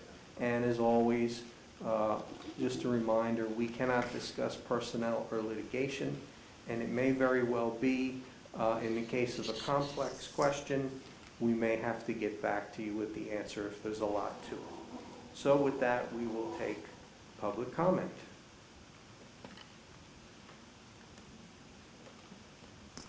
Kathy Watson. Let's get you wired for sound. Hello? Okay. Kathy Watson, EHTEA President. I'm here to speak to you tonight. As you can see, I have a large crowd behind me.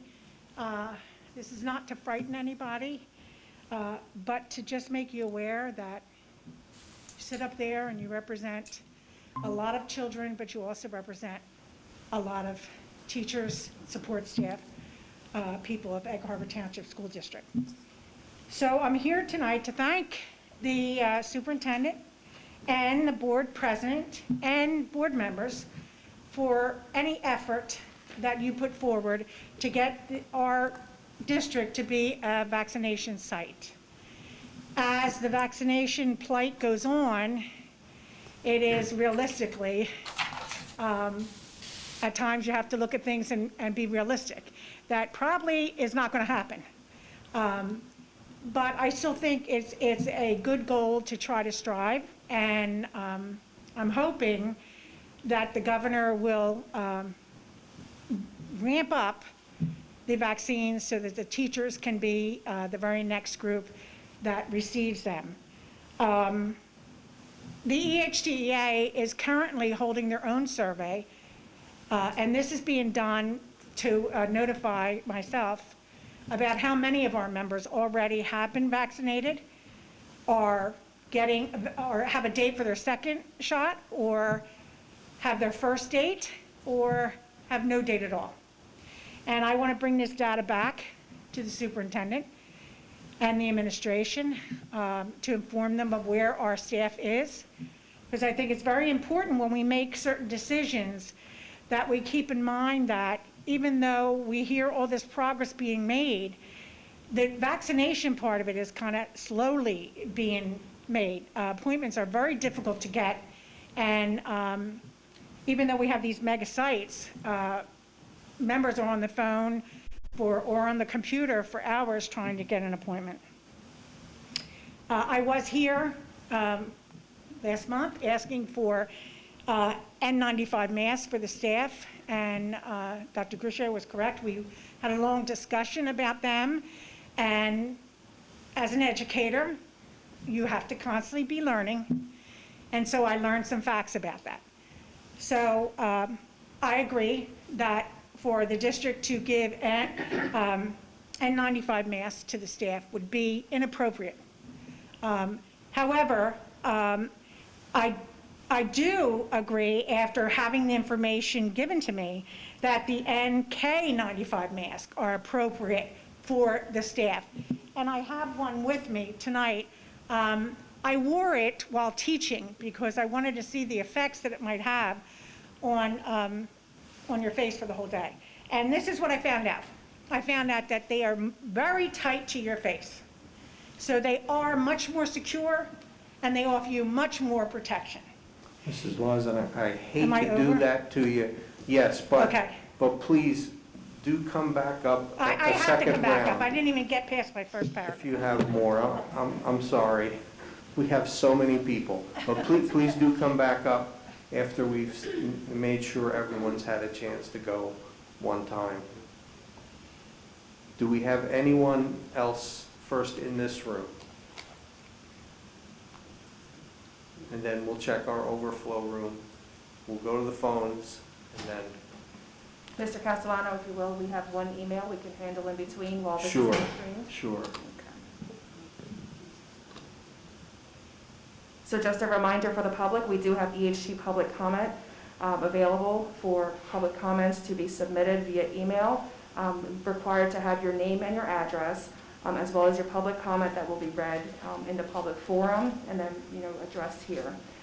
So we do have one that was submitted properly. We have Regina Bongiorno, 405 Starfish Lane. Egg Harbor Township. I would like the board to address the concern with broadband and internet throughout the district. Is there still connection issues for teachers and students while in school? As noted a few meetings ago, what is the plan to have this rectified, as the likelihood of virtual will continue for some students and teachers will need to still log on to virtual sessions? The second bullet says, what is the timeline for the road forward? What is the remainder of this school year going to look like, and what can we expect come September? Now, this was submitted by Monday, 4 p.m., and Dr. Guccio did just present the majority of that. That's just. Would you like to just recap? Dr. Gruccio, please. Thank you, Ms. Anaya. You are correct in saying that in my presentation I did share that we are fine with bandwidth. We have extra as well. Regarding the road forward, there is a timeline that I shared. There's going to be a survey released tomorrow that will run until Sunday for parents to select in person 4 days a week or all virtual at all times. Let me just pull up this timeline between the week of March 15th, bus passes and any needed changes will be released, and the week of March 22nd, beginning with Monday, virtual day, Tuesday the 23rd, 24th, 25th, 26th would be in-person learning, combination of cohort A, cohort B. I believe so. Chandra, I think we caught that? That is the one question from email, yes. Yes, okay. Sorry about that. So, hi. Hi, Jalen Mulhern, 211 Dogwood Avenue. I am a sophomore at the high school, and I get to experience everything that's going on firsthand. And I feel as though that staff and students. Excuse me, I don't want to interrupt you, and I'm not ready to start your time yet. If you can just start over with your name and your address, or your name and your student, that's fine. You don't have to give your personal address. Can you get a little closer just- to the mic correct. so we can hear you? Thank you. Jalen Mulhern, and I'm a student at the high school. I experience all of this firsthand being in the school, and I feel as though that the staff and the students are not being held accountable for being the safest that we can. As a student, I feel as though it's not my responsibility to tell my teachers to wear their masks correctly or wear them at all. I've had multiple teachers that don't wear them at all during the class, and I feel as though that's not my place to tell them to wear it, because I'm just trying to protect my safety. And as a teacher, I feel like that they should be following those guidelines and wearing their mask correctly. Is there anything that you guys can do to make sure that the teachers do follow these guidelines? We appreciate that. Doc? Thank you so much for sharing your concern this evening.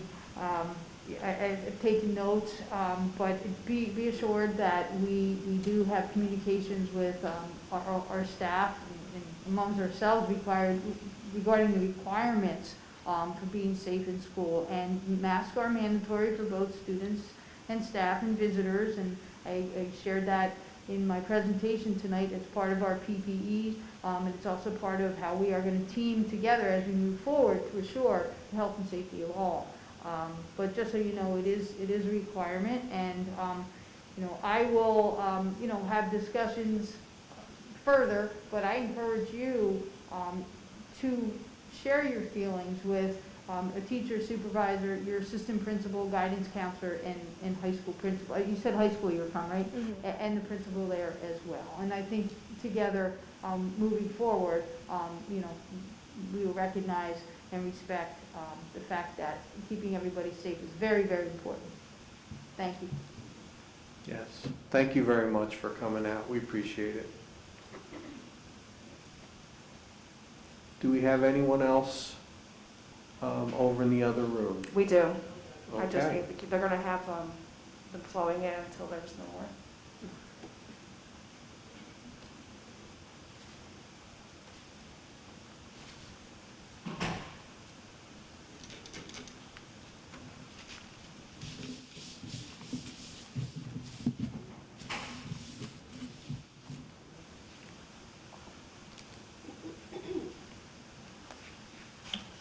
three at once?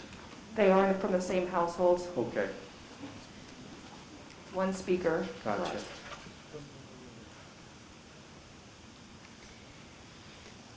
Good evening. My name is Miranda Matusin from 205 Sun Valley Circle. I am 18 years old and I want to share my story too. I had no interest in being here, but watching one of my closest friends speak for himself convinced me to do so. My junior year was going pretty well and I'm planning to major in elementary and special education. Let me share a core memory with you. The day before our publicized 2-week break, I remember being in the preschool room. Before leaving, a little girl ran up to me and hugged me with the last words that she said to me. "I'll see you tomorrow."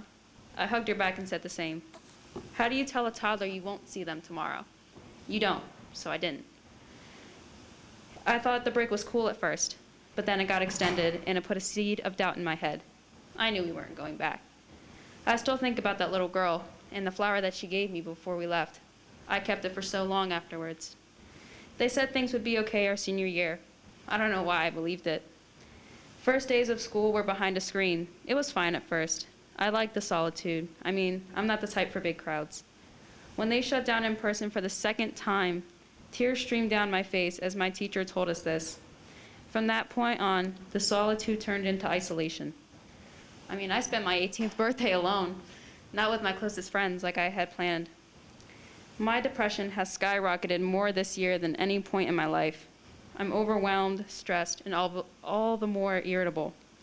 It's getting to the point now where color guard, the only thing that I have drive for right now, is my only outlet. I can't even get out of bed in the morning until noon, to be honest with you. I have been teaching myself this whole year, and if you ask me one thing that I learned, I don't think I'd be able to tell you. My grades have been okay, but they're starting to slip, and keep in mind, I've basically been a straight A student. I have no motivation anymore. I don't feel as if there's any school achievement to look forward to. Most of the senior events that you can't wait for when you're a freshman and you see the seniors before you doing it, they've all slipped away. Some may call me not doing my work laziness or just plain ignorance, but I call it exhaustion. Having to look my parents in the face and tell them I'm okay when I'm not is heartbreaking. Sometimes I feel as if I need that professional aid when it comes to my emotions, and then I know I'm old enough to make those calls myself, but admitting that to my parents is daunting. I have a little brother at home in the 4th grade. My dad was not exaggerating. Children like him need that school setting for some sort of focus. And I have late work, I'll admit it, but my mind just doesn't care. I can't focus on anything. Sitting in front of a screen for 6+ hours for education is nothing more than a chore. I can't even stay awake for my classes anymore. Like today, I fell asleep in my morning classes. It's the same thing every day. It never changes and it never ends. Some people can learn that way and good for them, but I can't. You listen to me when I say that schools need to open. If you asked me what you should do, I'd walk away saying, do whatever you want. I don't care. Don't even tell me. Because it's the same thing over and over again, and everything has either been a letdown or a lie. This isn't a sob story or for people to take pity on me, but I mean, kindergarten can go back, right? The children who need to be looked after coughing and sneezing in their masks, they can go back, right? What about us? No, you're older, you're gonna deal with it. That's the hand that a lot of people feel that we have been given. If schools do not open by mid-April or they shut down again, I'm done. I just won't care at all. People give people the chance to go in person, and if they don't want to, that's fine. Stay home. But don't ignore the people suffering that need it. I need it. That face-to-face interaction with a teacher can be priceless to some, but don't let people's mental health diminish at the expense of your fear. I stay up late at night. I'm sorry, I have to check. We've reached 3 minutes. She's got one more sentence. Yes. Said she's got one sentence. Okay. Just trying to be fair to I got everybody. it, absolutely. Thank you. I stay up late at night doing work for your teachers. I've begun not to care about the grades I get, and I'm definitely not the most social person out there, but not seeing my closest friends and sharing those high school memories with them has taken a toll. School's not open, not for me. I am Miranda Matusin. Thank you. Thank you very much for coming. And I hear you and I appreciate what you're saying. My daughter's in the band and she's a senior. You might know her. She's in the drum line. I hear you. And the first thing I want to say is we want you to avail yourself of the services that the school has to offer. And I'm going to turn over to Dr. Gruccio for that. Thank you for being here tonight. And I echo Mr. Castellano. There are, we do have student services, and they are in effect, and I know have been utilized. Okay, we hear what you have to say. Our hearts go out to you, and again, we will be in contact with our resources, and I encourage you to be as well, to hopefully assist you with feeling better about current reality, returning to school, and finishing your senior year, and with hashtag EHT Pride. Thank We you. care about you. Thank you. Thank you. Thank you for coming.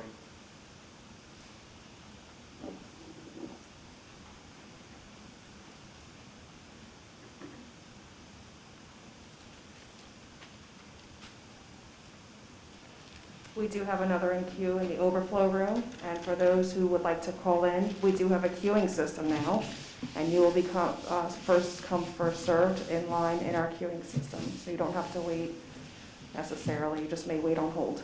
Thank you.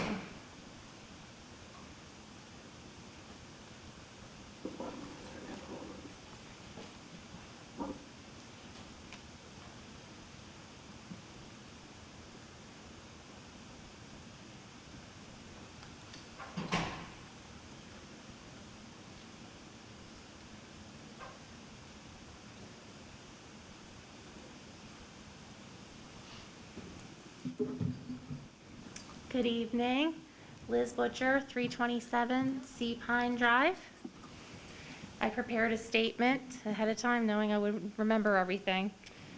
Members of the board, colleagues, parents, and friends, tonight and last week you began to feel some of the frustrations that many had not been able to adequately express via live streaming or calling in with questions. I know you have all been working diligently to get our schools reopened full-time for those who need it, and I'll start by saying how much I appreciate you and all of your hard work. I can't imagine serving on a school board during this time, which may feel like you've all been thrown into a burning ring of fire. No matter our differences or disagreements regarding the education of our children, may you always know how much I appreciate you and the voluntary roles you serve on behalf of this community. My questions tonight center on student populations, which quite honestly, I haven't heard this board talk too much about. And maybe I've missed it, maybe I haven't been paying attention or listening too attentively. As most of you know, I am the mother of 4 children who attend the Egg Harbor Township School District. 2 of my 4 children have special needs. Last month, I called in to ask about learning loss in our district and how we plan to remediate this loss. I was met with a response that still sends shivers down my spine when a member of this board stated he did not believe that any learning loss had occurred. I hope I heard this incorrectly. There is a difference in learning for our students without IEPs, 504 plans, and children in our low-income populations versus the students who are actually able to access their education every day, as well as their teachers. All of my children's teachers have been nothing short of amazing, and I am incredibly blessed to have open lines of communication and accessibility with all of their teachers and service providers. However, I recognize that not every parent in this district is as fortunate as I am.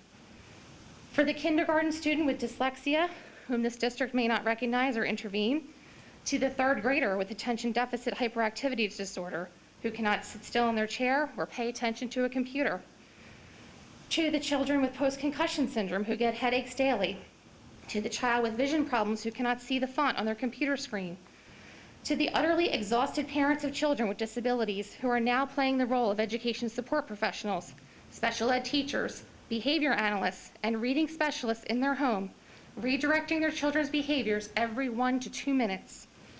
The parents who work full-time or who are single parents working full-time, and they cannot assist their children during the day with logging onto a computer or with troubleshooting the tech problems they may experience. This digital divide is much bigger than just access to a computer.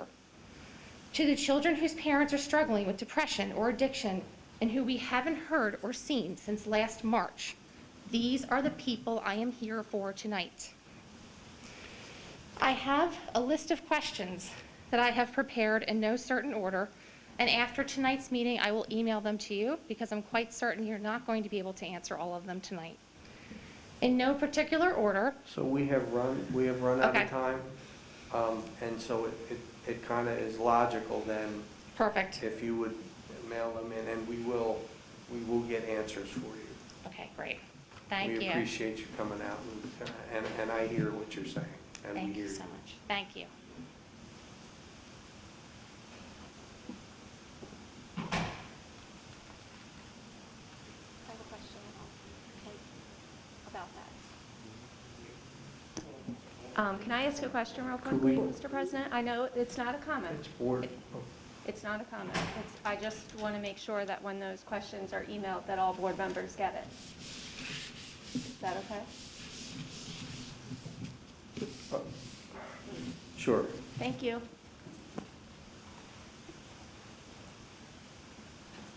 Good evening.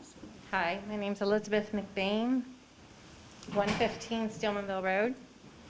I am the parent of a senior and a freshman here at the high school. And I was here to advocate for my children as well as every student in the district who not only deserves but needs in-person learning 5 days a week. I came with a whole different speech than what I'm going to say now because I had a lot of questions and a lot of concerns. Many students, including my own, have been struggling and suffering through virtual and the hybrid option. As some of these teenagers have shared, they're no longer excelling in school.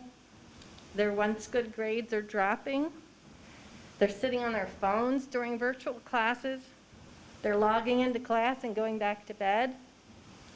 They've got headaches from staring at the computers from 5 to 8 to 10 hours a day, depending on the assignments they're given. And sadly, they've lost interest in school. I don't want to call out my own children, but I can tell you, I've never seen anything like this. My kids were straight A's, honors, AP classes, and they're not doing so good. I don't know how I'm going to send my senior off to college in the fall in this state of mind and expect her to succeed. As we saw from Mr. Santilli's presentation, the failure rate's increasing in our district. The attendance rate is decreasing, and I can tell you also from my own experience that 2.5 months into school, I found out one of my children was not attending their virtual classes. 2.5 months till I found out. Maybe that's why our attendance rates were down. That being said, I am thrilled to see that we are now making progress, that we're finally getting our kids back to school. And I wanted to thank you for hearing us, and that I look forward to continuing to moving forward in the right direction for the mental and the educational sake of our children. Thank you very much. Thank you very much for your comments. We hear you, and we are working, and we are doing our best.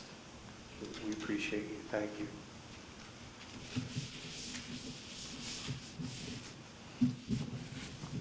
Please, sir.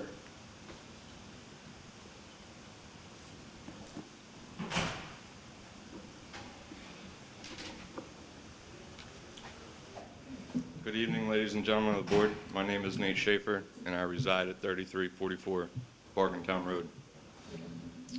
First off, I'm going to change a little to my script. Surprised and pleased to see the timeline tonight. It's been a long time coming and asked, and should not have taken to February at all. I would like to point out Ms. Floyd's words on the 16th of this month. Last Tuesday, no one member of this board, where is the board? Board includes all of its elected members as a whole, and per bylaw 0146, you do not possess individually the authority and powers that reside in this board. Therefore, tonight I will address you as one singular body. When was the last time the New Jersey School Board Association Code of Ethics, or the New Jersey Board of Education Code of Ethics, and the School Ethics Act were reviewed and discussed by board members pursuant by law 0142? Do we know? Ms. Howe? We're actually not responding to questions right now. You Okay. need to ask the whole thing, and then we'll Right. respond as appropriate at the end. I hope you guys remember that question. Before I get into the true reason we are here, I would like to point out the discussion of social media policy brought before the public on the 16th of this month. However, what is said outlined in that policy is not only a waste of time during current community needs, it is repetitive. Of bylaw 0146, detailed under public expression. Public expression states, board members are entitled to express themselves publicly on any matter, including issues involving the board and the school district. Individual board members cannot, however, express the position of the board except as expressly authorized in accordance with Board Policy 9120. A board member shall not represent his or her personal opinion as the position of the board, but shall present it and state it. Should not be included in all formal expressions in which his or her board affiliation is likely to be recognized, such as letters of government officials, newspapers, speeches, organizations, and the like. A statement, the opinions expressed do not necessarily represent those of the board. Okay. Coupled with the New Jersey Board of Education Code of Ethics, the New Jersey School Board Association Code of Ethics, and the New Jersey Department of Education's School Ethics Act, this social media policy is not only ridiculous, it is unnecessary. Preventing board members of their freedom of speech is unconstitutional. I am a retired disabled Air Force vet who attempted to take his own life more than once due to unyielding physical pain and the unceasing effects and feelings of depression. If not for the love and memories of my daughters and the help of professional assistance through the VA and other resources, I may not be here today. I have firsthand knowledge of the effects of depression and the long-term road it can take you down. Can you sit here tonight and say the same for yourselves? Sir, your time is up. All right, I'll be back. Thank you. Okay, if you'd like to come back, thank you very much.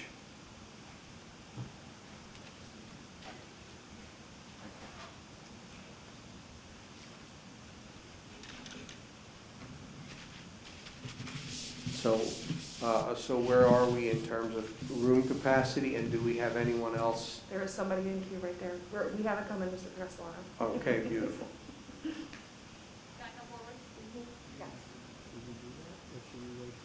All right, I'm going to have Ms. Hauk respond to the comments given so far, and then Stephanie will be up. Just to, a few points. One, in January, when the board reorganizes, they do go over the Code of Ethics each year. In addition, we have a retreat annually. We review the ethics at that point as well, typically. In addition, those policies for social media, one is actually from New Jersey School Boards Association and recommended by them, and one is also by our policymaker, Strauss Esme, and recommended by them. So they are not policies we've created. These are policies in numerous districts throughout the state of New Jersey. Very good.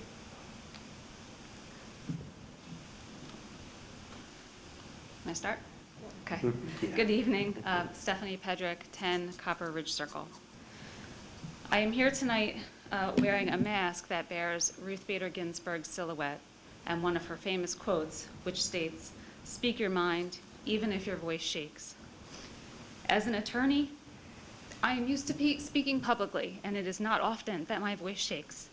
But as you can tell, it is beginning to shake now, and I could hear the shaking in many of the voices of those that came before me earlier this evening. The shaking in the voice comes when people feel passionate and an intense emotion about the subject matter at hand. I have not been here in many months. It does not mean I wasn't listening. I didn't have time because I was having a 2-hour argument with my son over homework. I didn't have time because I was trying to put dinner together after I worked all day, or I was getting my son to go to a Boy Scout meeting, or I was attending a hockey game. I was trying to remain involved in my children's lives and give them a sense of normalcy, yet still be not only lawyer and mother, but school principal, school teacher, school aide, truant officer, behavior modificationist, and everything else that you can imagine. Those tasks are difficult even on an easy day. The virtual and hybrid learning model does not work for everyone, and I can tell you that it works for one of my children, but not the other. That is why I spend 2 hours arguing over a homework that should take 20 minutes. I'm very pleased with the news tonight from Superintendent Gruccio that we will be returning soon to a 4-1 model.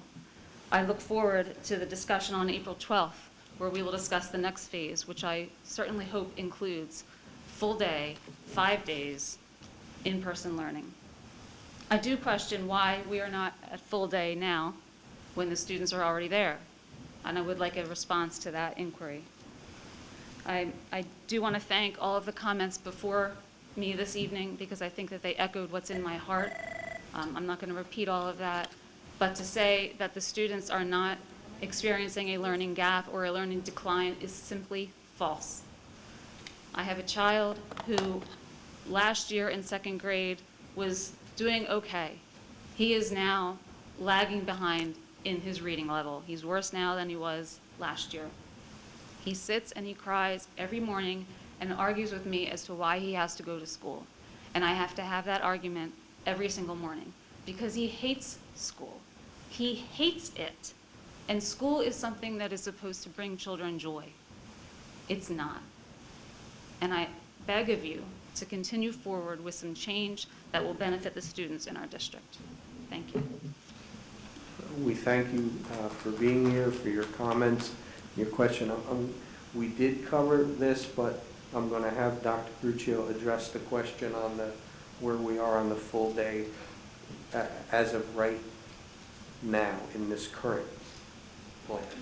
Surely thinking about it, Mr. Castellano, but as I stated earlier, we have a situation with our cafeterias and food services. We have to prepare those meals for our community, and that takes every day of the week. And we also use the areas of the storage. I promise you we'll be thinking out of the box and looking at innovative ways, but I'm honest with you, that was one thing right now that we couldn't do, but I didn't want to hold up this plan, knowing that we still, need time to make a decision, to come up with a different plan for the food services in each one of our cafeterias. We also, want to consider the schedules as well. Right now it's grab and go, and that's working for the students. We'd have to change that up. So slow and steady, if you will. Want to get our feet wet a little bit, see how things go, get the results of the survey, look at what the numbers are, and then I think we can plan relevant plan from there. Okay? We really are doing our best. Are there more now from the... I believe there, Mr. Votto. Are there more in queue? Okay, so we can now hear repeats if we wish. So anyone? There's no more in queue. There's nothing they hung up on me. Okay. You can call back if you want. So then we'll go to Mrs. Wazen and then to the gentleman.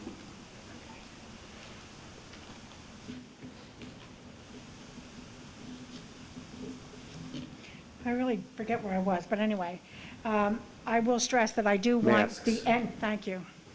I do want the NK95 masks to be available to staff if they should choose to want to wear them. I was part of the building pandemic team, my building pandemic team, as well as the district pandemic team. And last Friday, Dr. Trivedi and Ms. Downham gave a presentation to the district that was quite detailed and lengthy. At the meeting, they discussed the very current updated scientific information and guidelines that we should follow if we are considering opening up our schools to in-person learning. There were some items that Dr. Trivedi said should be in place to make this move. First, I want to say that the EHTEA has and always will be in favor of learning in person. We absolutely welcome it. That being said, we also want our working environment to be as safe as possible. The combination of the two cohorts means more students in the classrooms. We have been following the guidelines of 6 feet distance between students. However, to accommodate the added students, we may have to move that to 3 feet. Dr. Trivedi stated on Friday that if you need to move to 3 feet distance, there must be 1, physical barriers, and 2, dedicated teacher zones. This is all leading up to really why I'm here tonight. Dr. Gruccio called me in and shared her plan with me, and I was in full discussion with it. But the one area that I'm still hung up on is the barriers. And even tonight, it will be in the elementary buildings if we have to go 3 feet. I don't want us hung up on the 3 feet. If you look at any school that is open full-time, you will see that there are barriers on every desk. Look at all the schools. I looked at them today. They all have the barriers. So I'm here requesting tonight, let's go ahead, let's do the 4-1 plan, but have those barriers on the desks, not only elementary, middle school, and high school as well. And that also includes a dedicated zone for the teachers. Thank you. Thank you, Mrs. Watson. We appreciate that, and it's our intent to get you guys what you need to keep you safe. So we're gonna discuss, but it's our intent to get whatever we need to get to keep you guys safe. That's certainly my intent, and I think that's everyone up here. It's all our intent to do that. So we will continue to engage with you. We're gonna make that happen. We're gonna get you guys what you need. And we're still gonna keep trying for those vaccinations too. Haven't given up on that.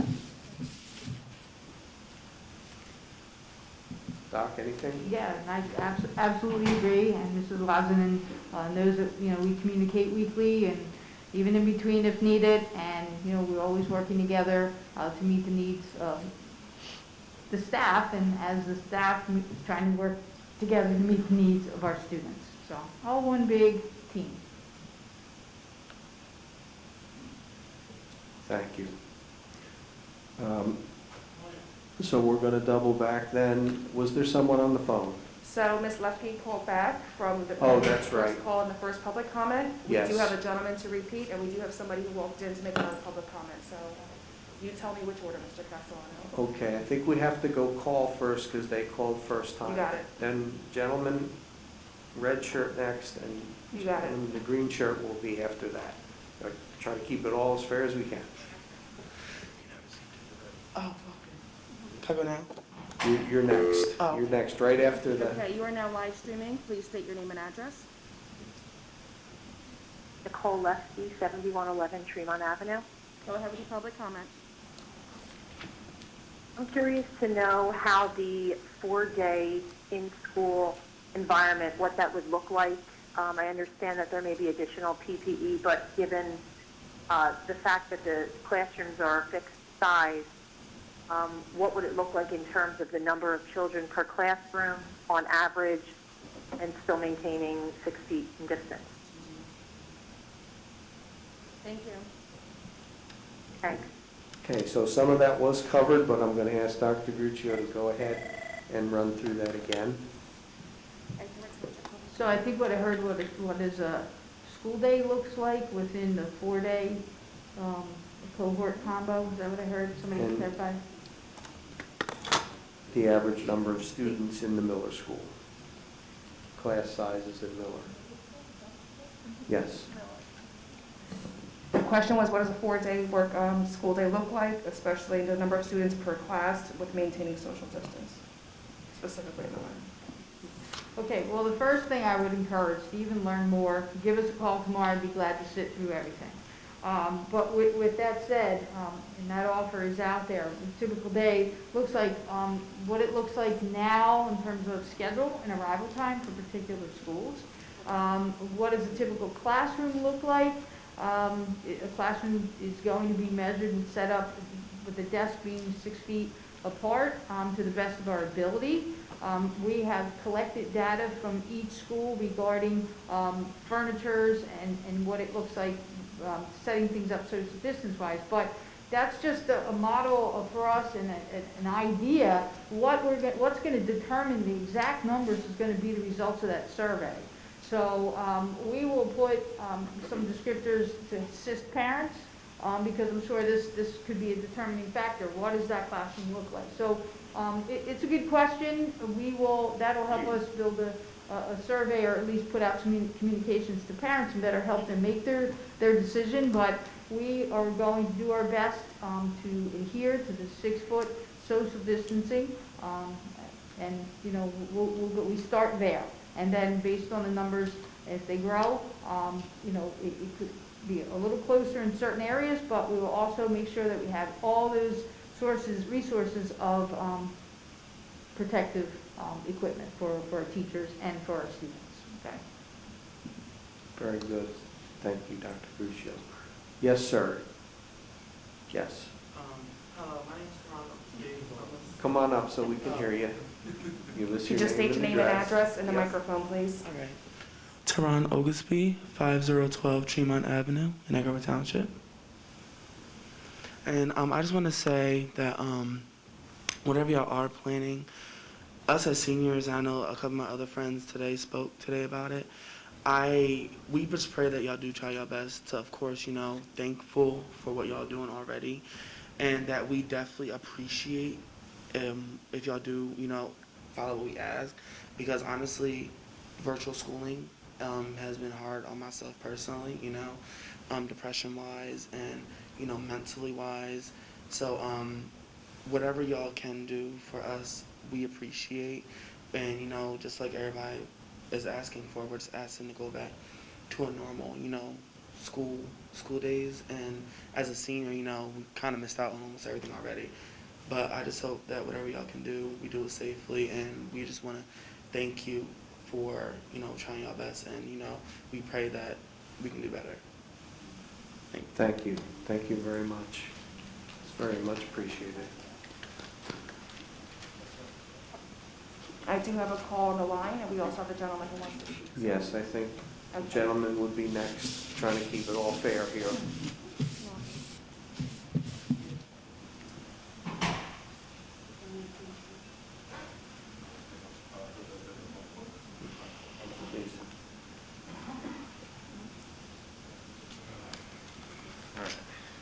I'll continue on.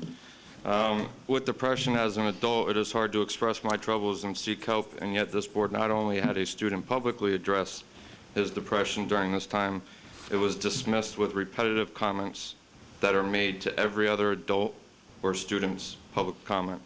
Access to the mental health links for students is currently not clear on the webpage.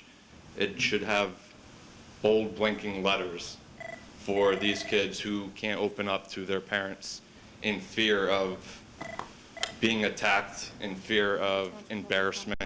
As an adult, you can access the webpage and go through it and find the links, but as a student, I can guarantee you they can't.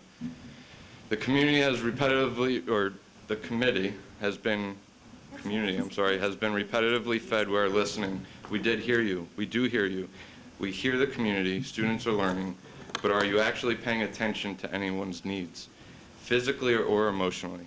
Under the district learning goals outlined in 2020-2021 board agenda, it states improve student achievement, prioritize literacy for all, meet the social and emotional learning needs of individuals, create innovative learning experiences with STREAM education.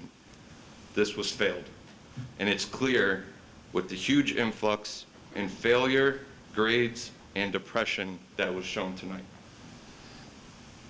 So why were you not being more proactive here for our township where you live? Acceptance of failure and a grading curve as requested by a teacher during last month's meeting are unacceptable, and even the discussion of those topics mean teachers and students were failed long ago. And this I'm not going to be able to read them all, but I listed bylaw 0110, public can go look it up, and again, Code of Ethics number 2 and number 4. I think I just lost my place. Here we go, I'll jump here. Families stand at the center of our society, and every family has a personal stake in prompting excellence in education. This was cited by President Ronald Reagan.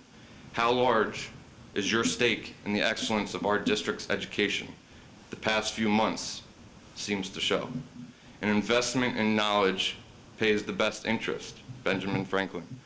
How is the knowledge and the wisdom of our children being expanded and challenged in a positive way? Currently, in the last 7 months, they are not learning, they are self-teaching, as you were made aware tonight. I'm going to shed some light if I have time. Ms. Floyd, Ms. Bird, I'd like to use your employment school districts. It's not negative, I promise. You're just about out of time again. Okay. Quickly, I don't even need to read it. Their schools were on it from the jump. Ms. Floyd's school is all virtual in Winslow Township. Ms. Bird at Harbor City is full day, 5 full abbreviated days. Ms. Floyd's school from August, July, I think, had a timeline that showed they were going to be all virtual until January 1st. It was reassessed and they pushed it to March 1st. It's going to be reassessed soon. But that timeline was given, it's on the big bold letters on the front page of the website of exactly what, the timeline that was given. Same thing with Egg Harbor City. You guys published the timeline quickly and right off the bat over the summer, and they've been open since day 1 of September. Why parents are upset in this township is why that time frame. Why have we gotten to this month, the end of February, and the apples to oranges excuse doesn't work because you still could have been proactive. There, surveys could have been on. I'm going to ask you to finish up. I'll let you go. Okay, thank you. Surveys could have been on the back burner. They could have been written up. They could have been ready to be sent out. They weren't. Teachers in this district weren't surveyed. Teachers, as well as twice families just in the summer alone, were surveyed in Ms. Floyd's township. Parents were surveyed in July for Egg Harbor City as far as what they were going to do to return. And please. I just want to say real quick, all those results are public, and anybody can access them and see what the questions were and what the graph comparison is for anybody's knowledge. Thank you. I appreciate your comments. To say that members of this board do not care about students is incorrect. We care about every student. That's why 9 members of this board volunteer our time. And it's a lot of time because we care about students, every student.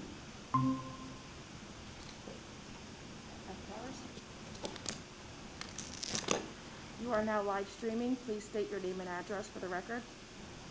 Logis and Fairview Drive. 10 Fairview Drive. Yes. Go ahead with your public comment. I was wondering if there was an update on the middle school sports, Alder versus Fernwood, for the kids to have something to do, and if there's a reason why that wouldn't happen. I guess is really what I'm trying to find out. Okay, thank you. Thank you. Intramural. Would you like me to repeat the question? Oh, you got it.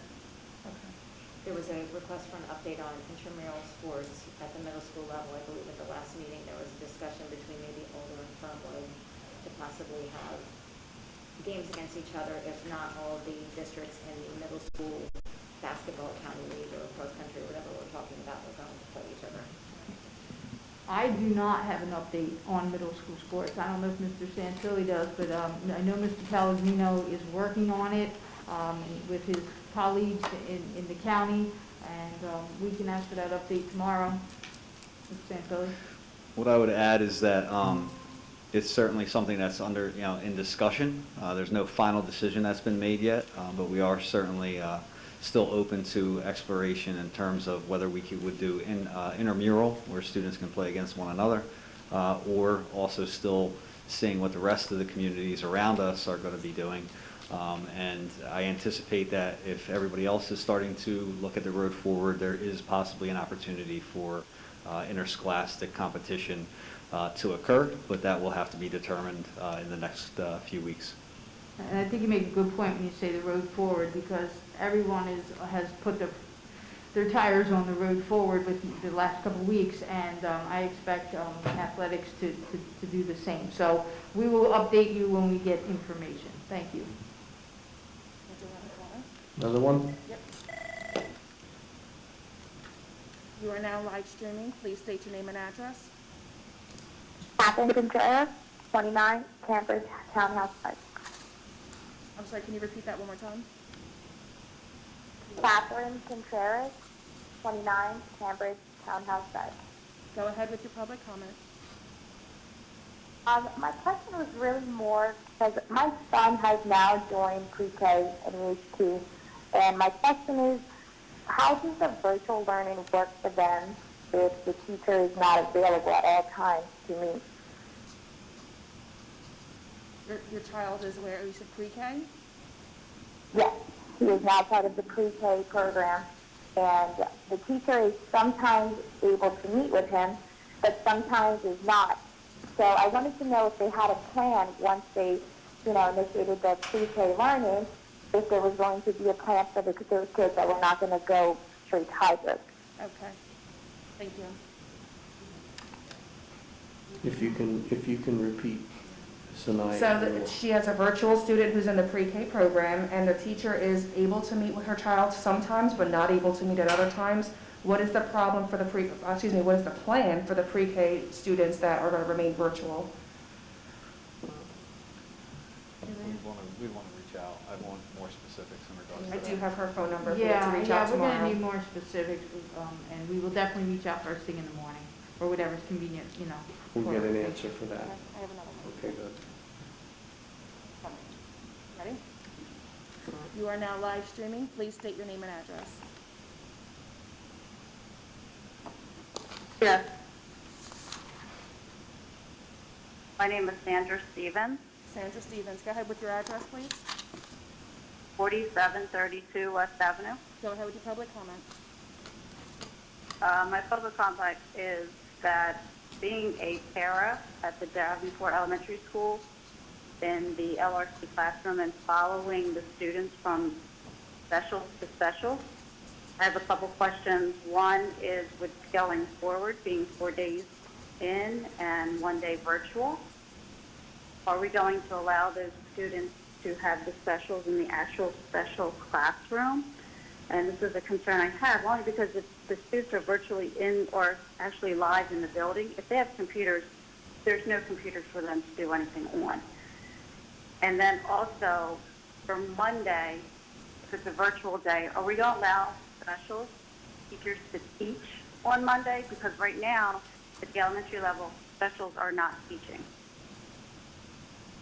And then the third thing I have is the students that are supposed to be physically in the building right now, if they continue to be virtual or continue to be live in the building, and they're still not coming to class, how are we going to hold them accountability? How are we going to handle this going forward? They're occupying a space for a student that would want to be there, but yet they're not coming and they're taking up that space.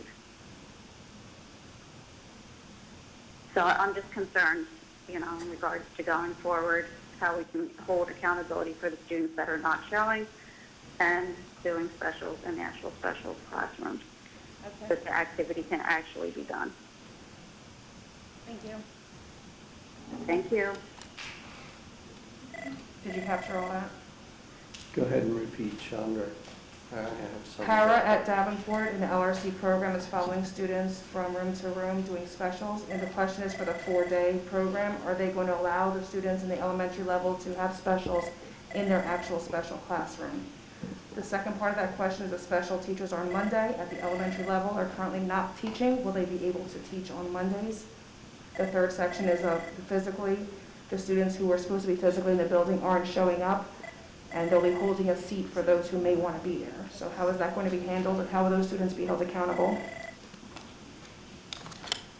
Well, they are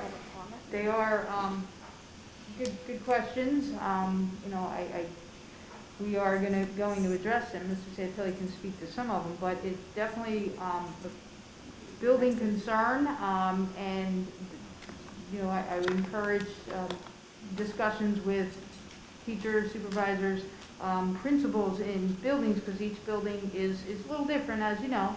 But elementary specials, Mr. Santilli could speak to, and regarding students not showing up in presentation, I emphasize the fact that students would be held, students who did not show up would be held to our attendance policy, and then some would be handled in a case by case. But to answer your question, students would be held accountable for attendance. Mr. Santilli.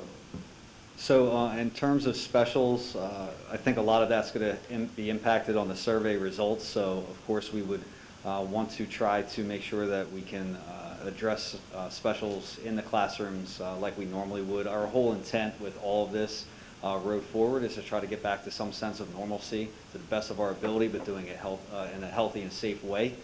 So if we have the ability to do that, we certainly would. In terms of the specials themselves on Mondays, that's something that I'm going to have to look into in the building level, and certainly can address depending upon what that final outcome is. And then, like Dr. Gruccio mentioned, she already addressed the students who select the hybrid in-person choice and the accountability for that. Again, the focus is on health and safety, so if a student is actively quarantining because of contact on the outside, or because we have to ask them to quarantine as a close contact, they still have the ability to live stream. But we don't want people holding a seat, and that was part of the conversation during the presentation in terms of really truly making a commitment for either hybrid or virtual learning, so we can plan accordingly moving forward. So, Mrs. Stevens, again, I encourage you to ask questions, but I will have Mrs. White reach out to you tomorrow. Okay. You are now live streaming. Please state your name and address. Hi, my name is Jennifer Elwell, 106 Newbridge Road. I was just calling just to say, first, just like many parents, I'm very happy that we are going forward and we will be having our kids go in school for 4 days. I just have 2 questions about the plan. First, I didn't know if there was a reason why we were opting for just 4 days and not 5 days. Like, is there a logistical reason why they can't attend 4 or 5 days? And my second question is, I know one parent had asked about why abbreviated and not full day, and I understand that it sounds as though it's for food services, lunches. If at the time you reevaluate to decide whether we can go full day as opposed to abbreviated, as of right now, it looks like we have about a month timeline to be able to get all of everything in line as far as food services, transportation, for us to finally have the students return for 4 days, March 22nd. When reevaluating to determine if they could go full day, do you feel that timeline is going to be just as long, or do you feel like it will be shorter because we've already kind of come over those hurdles or those obstacles? So one, just why only 4 days and not 5 days, and then second, if we reevaluate to go full time or full day, do you feel the timeline will be just as long, or will it be shorter? Thank you. Thank you. Thanks. So we did cover some of that, but I'm going to ask Dr. Gruccio just to recap and then to answer the second part. Okay, why 4 over 5? As stated in the presentation, one, we are, moving slow and steady in terms of that transition because we're going to look at data. Is it going to take as long as it took now? No, but I need the data from the survey first to see, how many students we have coming back, and then looking at, the whole plan as a whole. The Monday right now being virtual, the justification is that the teachers will see their whole class in that virtual setting. Teachers will also have an opportunity to have professional development. And it's very important for my staff to feel comfortable. So, and they know there's needs that we meet them and provide them the professional development. It also gives them time in the afternoon to plan and adjust for their week.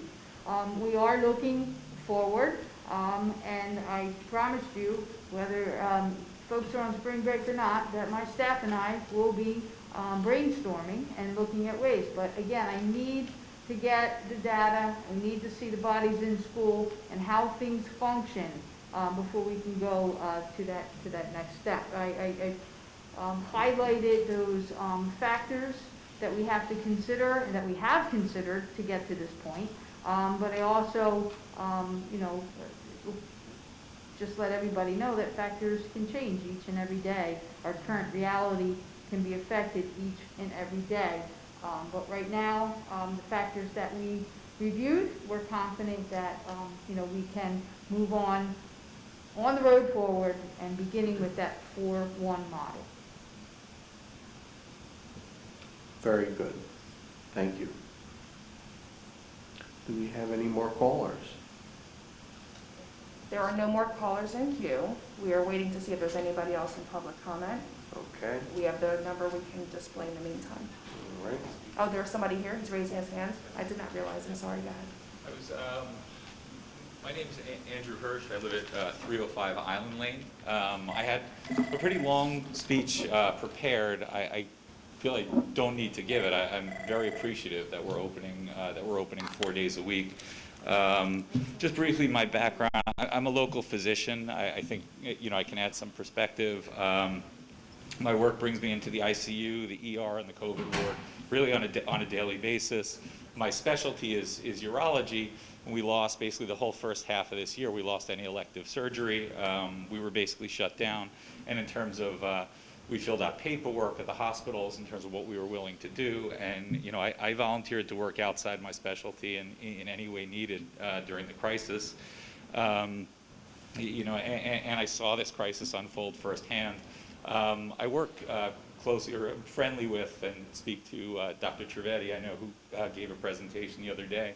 And I'm just hearing questions from, I know one of the nurses that I work with, Jacqueline Evenson, spoke last week, and I'm hearing questions from the public and some questions from the teachers union about what constitutes a barrier and things like that. And barriers aren't necessary if you're under 6 feet. There are certain things in his presentation that I think still, I know it was mentioned last week, and it doesn't have to be during board time at all.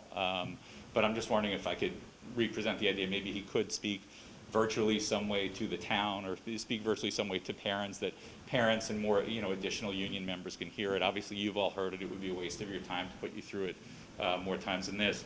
I offer basically to work with you. I'm a physician with 2 children in the district. I have one daughter in full-time pre-K right now.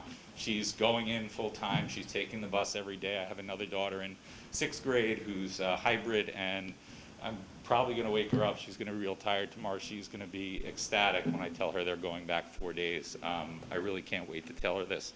But I just want to say, and I'm just going to give a little blurb from a speech that I had prepared. It was more impassioned. I thought I was going to add my voice to help and convince people to spend more time in the building and to open up more, but apparently we are headed in that direction. And obviously that could change depending on what data comes back, but right now the data are looking exceedingly promising. We've opened up visiting hours at all the hospitals this week. AtlantiCare's got visiting hours open to the public for 2 days now, 3 or 4 days in Cape May, and we're about 3 or 4 days, actually last week we opened up visiting hours at Shore. But basically, to be clear in terms of how we have to adjust, how we have to live with this, the only virus that humanity's ever eradicated is smallpox, and we should all know that. It's probably impossible to do the same with COVID. Right now, we're seeing new variants emerge. We may see a resurgence. We may need interval booster shots as new variants emerge, like flu. It's probably never going away. It's something we have to live with. And I just wanted to jar everyone's memory to recall another virus that once terrorized us and also never went away.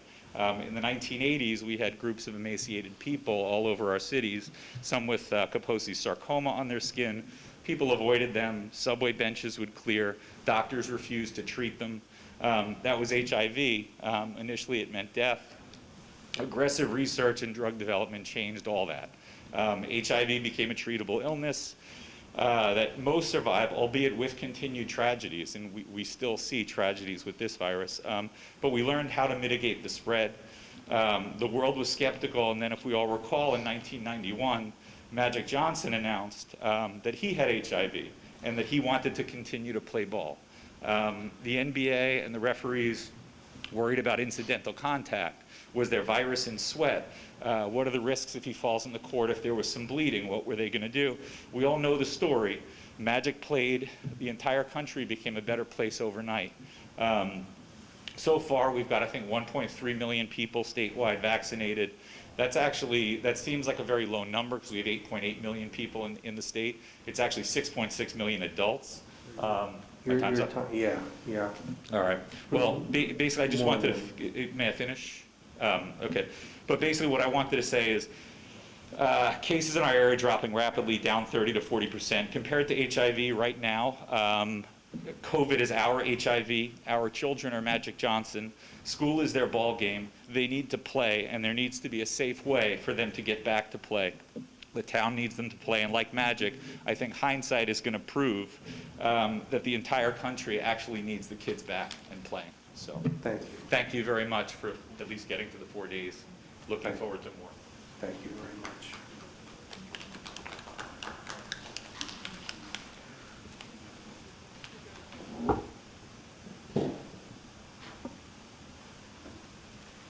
Mr. Santilli, have a call. Put the time back up. You are now live streaming. Please state your name and address. Dominic Puglisi, 28 Shoreline Road. Go ahead with your public comment.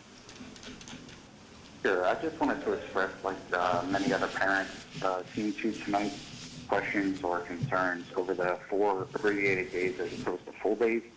And I know food service was mentioned. However, my second grader goes to school and has lunch.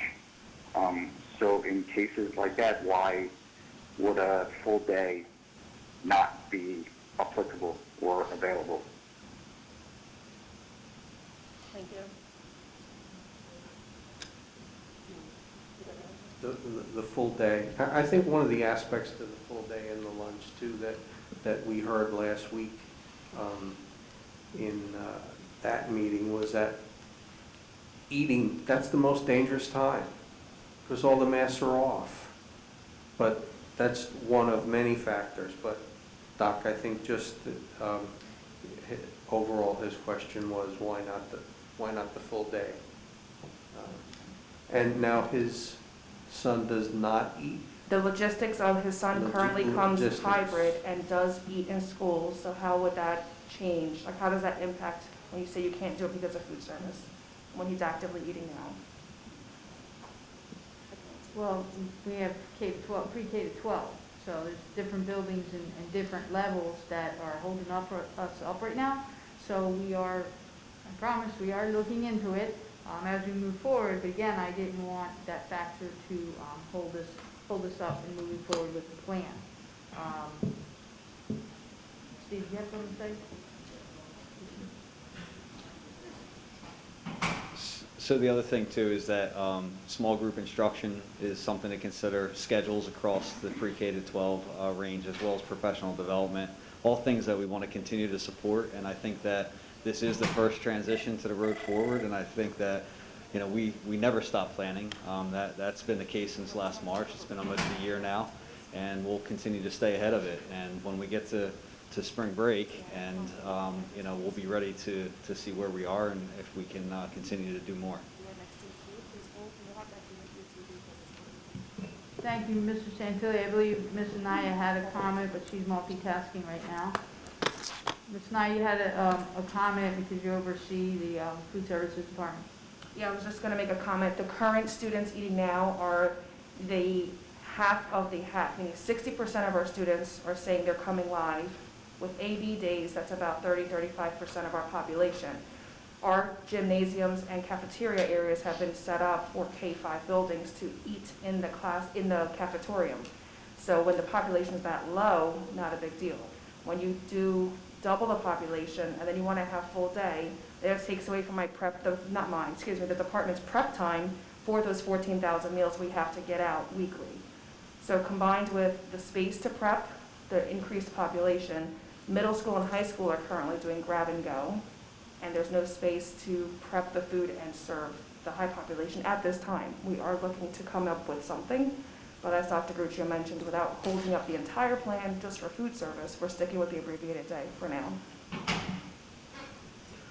Okay, very good. Any more phone? Yes. Any more phone at queue? Okay. Okay, you are live streaming. Please state your name and address. Hi, thank you. My name is Leona Conkle. My address is 28 Winterberry Road. Go ahead with your public comment.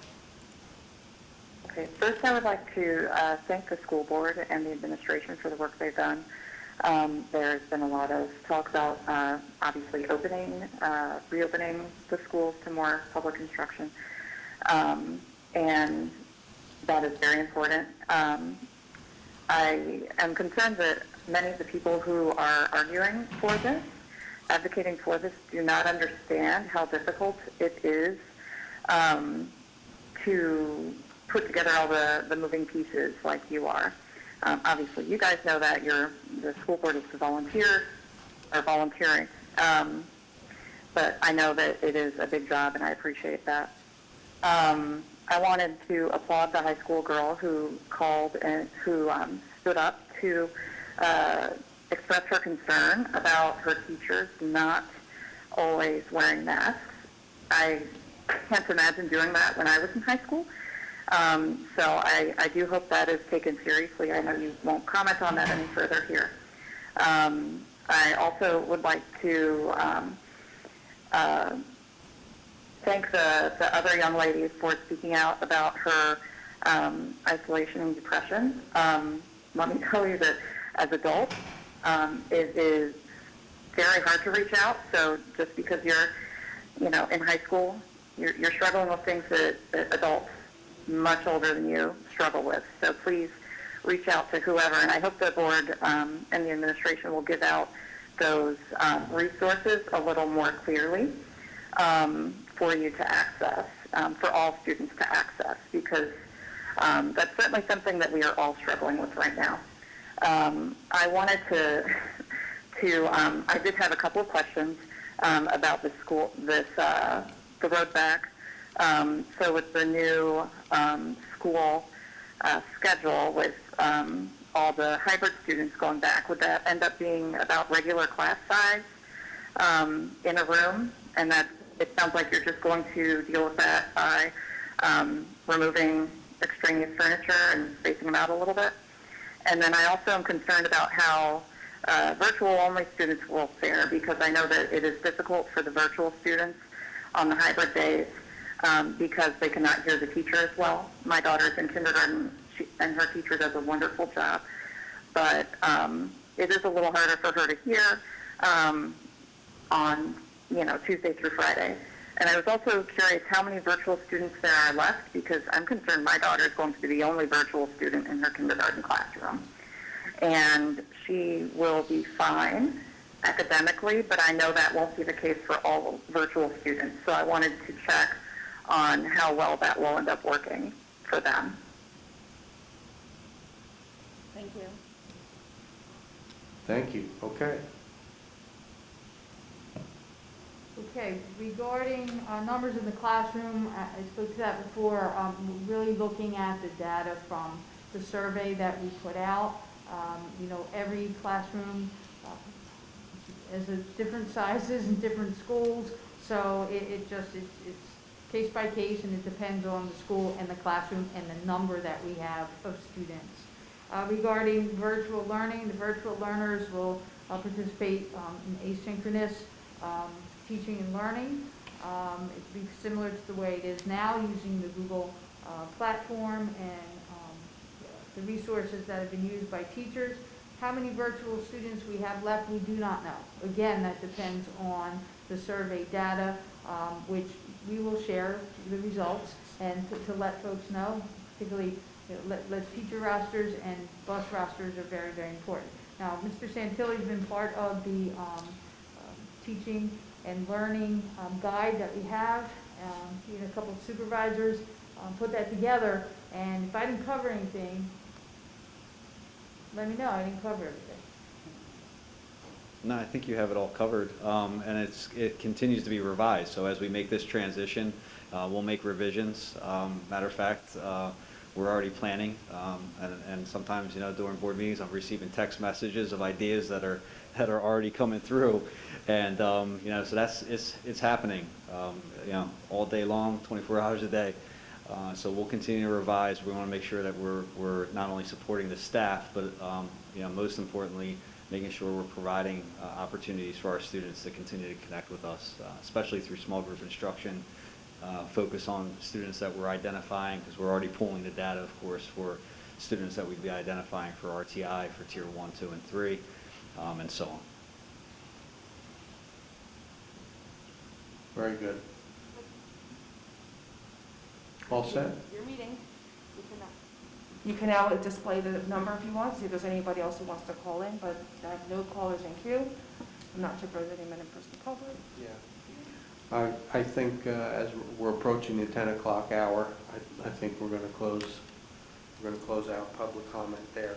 So we're going to do, we have the two items of business, excuse me, we need to, it is very hard to talk with a mask on. It really is. So we have to affirm HIB. We're going to take a motion on our road forward. But before we do those two things, we're going to hear board member comments. So any board members?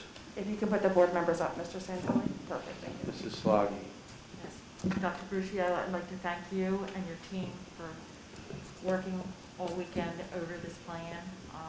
And I appreciate the fact that the parents and the students are happy with where we're going. I don't want to take up too much time because it's late. Any other board members?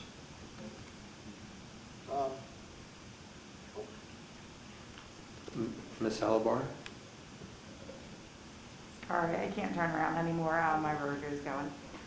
First of all, I want to thank the teachers for coming out tonight. I recognize a lot of faces out there, and we love our teachers. My kids always talk so fondly about teachers, and I've always had great communication with all the teachers in Egg Harbor Township.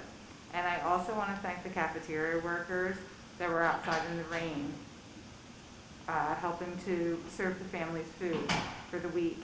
And I really think they really everyone goes above and beyond what is asked of them, and they do so happily. And I want to remind our community, you know, with us going back 4 days a week, hopefully, everyone will work together. I love Egg Harbor Township. That's why I volunteer on the board. My children love it. They play sports. They do all sorts of things, but we do so safely. And we have to remember that if we go away for a spring break, we need a quarantine, unless it's somewhere that's not on the list. We need to avoid large gatherings whenever possible. We need to work together so that we can so our schools can be safe. And I just want to remind everyone of that.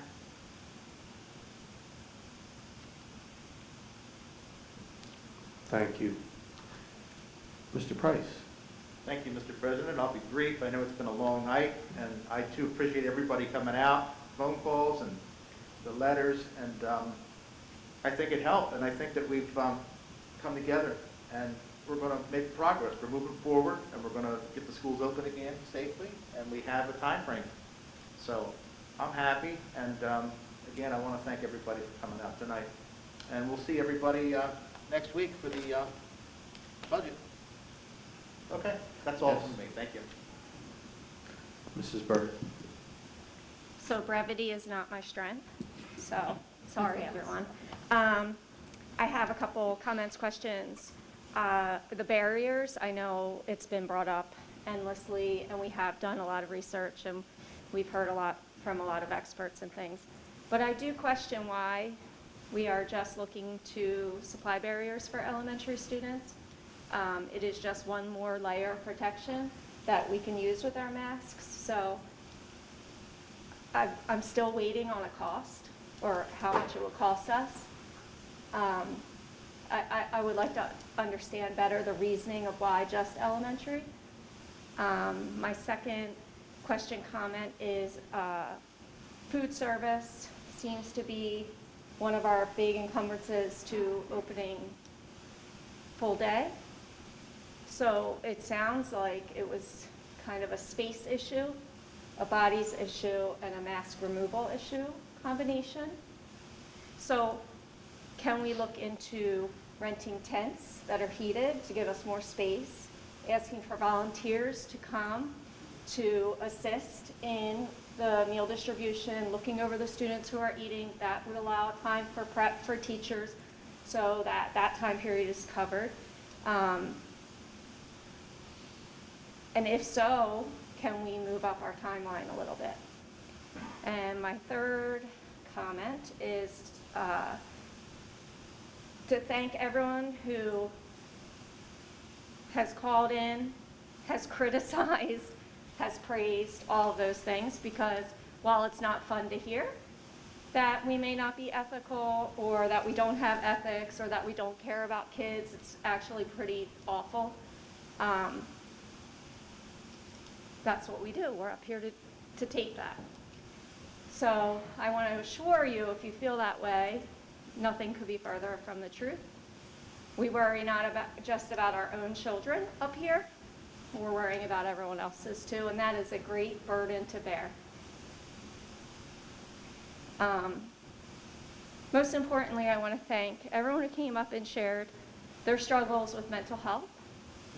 That's very brave, and it's also so sad that our students have had to do that.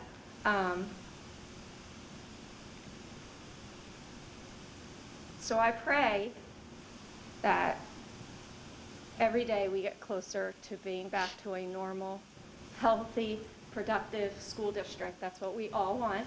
That's what we're all working for. And yes, my school district, to the gentleman back there, we have been open full time, you're right, but we are a much, much, much smaller school district, not taking away from anything from where I work. And you heard me last week, I never want to hear that we're a large district, I'm over it. But that is a real thing. And I know that our administration has done everything they can to do what's best for our district under very, very, very difficult circumstances. So thank you to everyone who came out, and hopefully we can get our kids to be healthy and smart and learning every day in person. Thank you. Other board members? I see Mrs. Sullivan. First, I want to thank Ms. Bird for her comments, and I also want to thank her for tabling the social media policy. I would like to take that a step further and put it on a back burner, since our time should be spent more with our budget and with getting our students back to school 5 full days. So I'd like to have that tabled until further notice. Last of all, I want to apologize, especially to the board, if I made an inappropriate comment on Facebook. My comment was, quote, "I can't wait to see our teachers, our staff, and students back to school." That's a precursor to this policy. So I think we should table this policy once and for all. And one final comment on that, I hate to be a downer, but I'm wondering if it was just Mrs. Salagi and myself that you checked social media. Was every board member checked?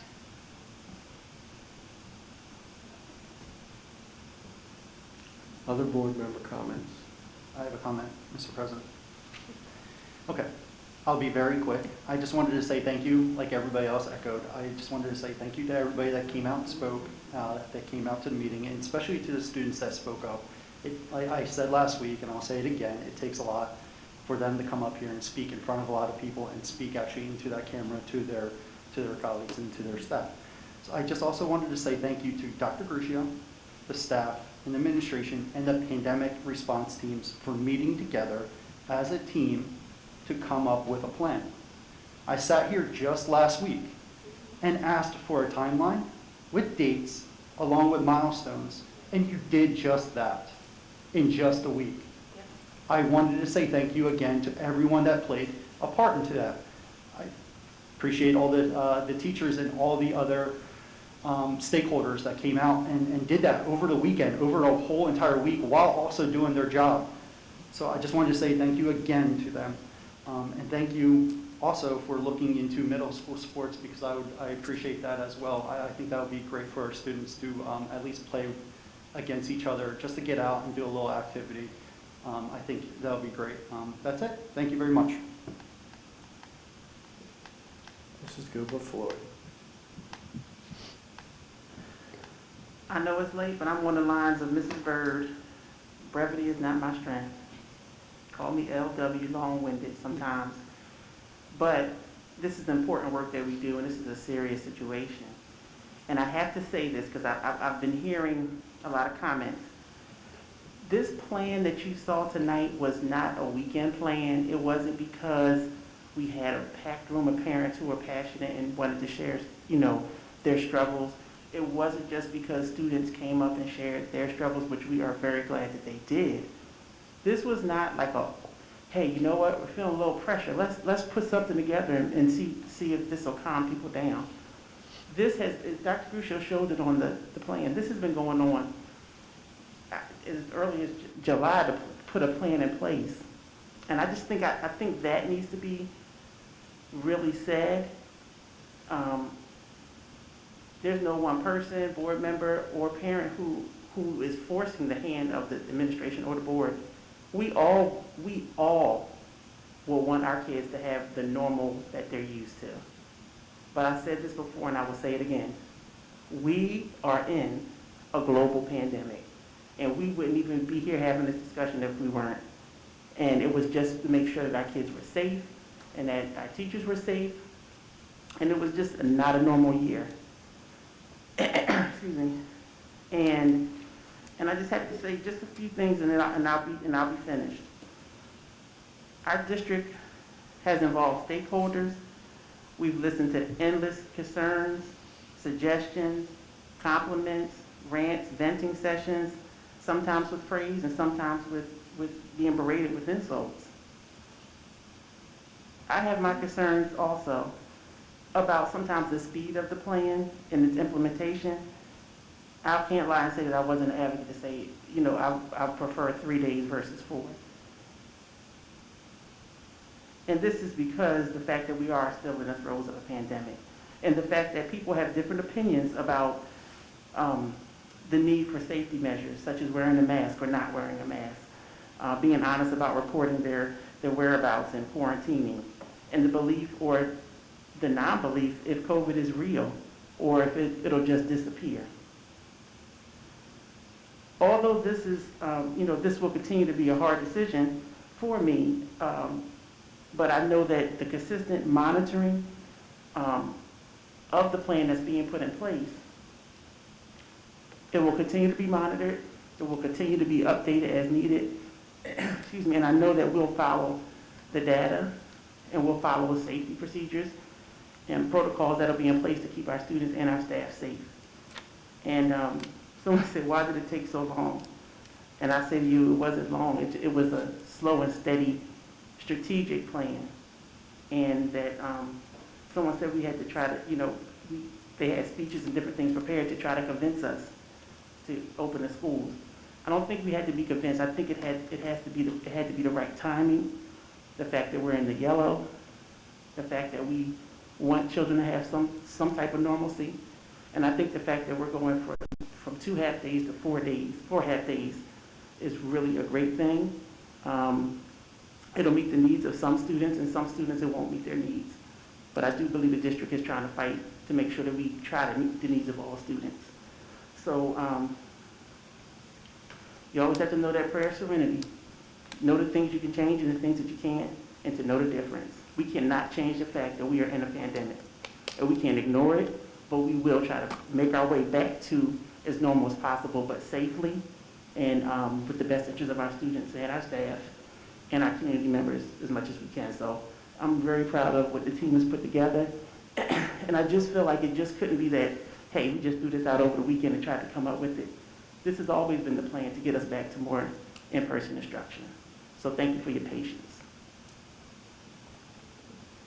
Very good, thank you. Is there anything else? Any other board member? Okay, seeing none, the 2 things we have left to do is first 11.1, correct? We have to affirm HIB. Do you have a resolution for us?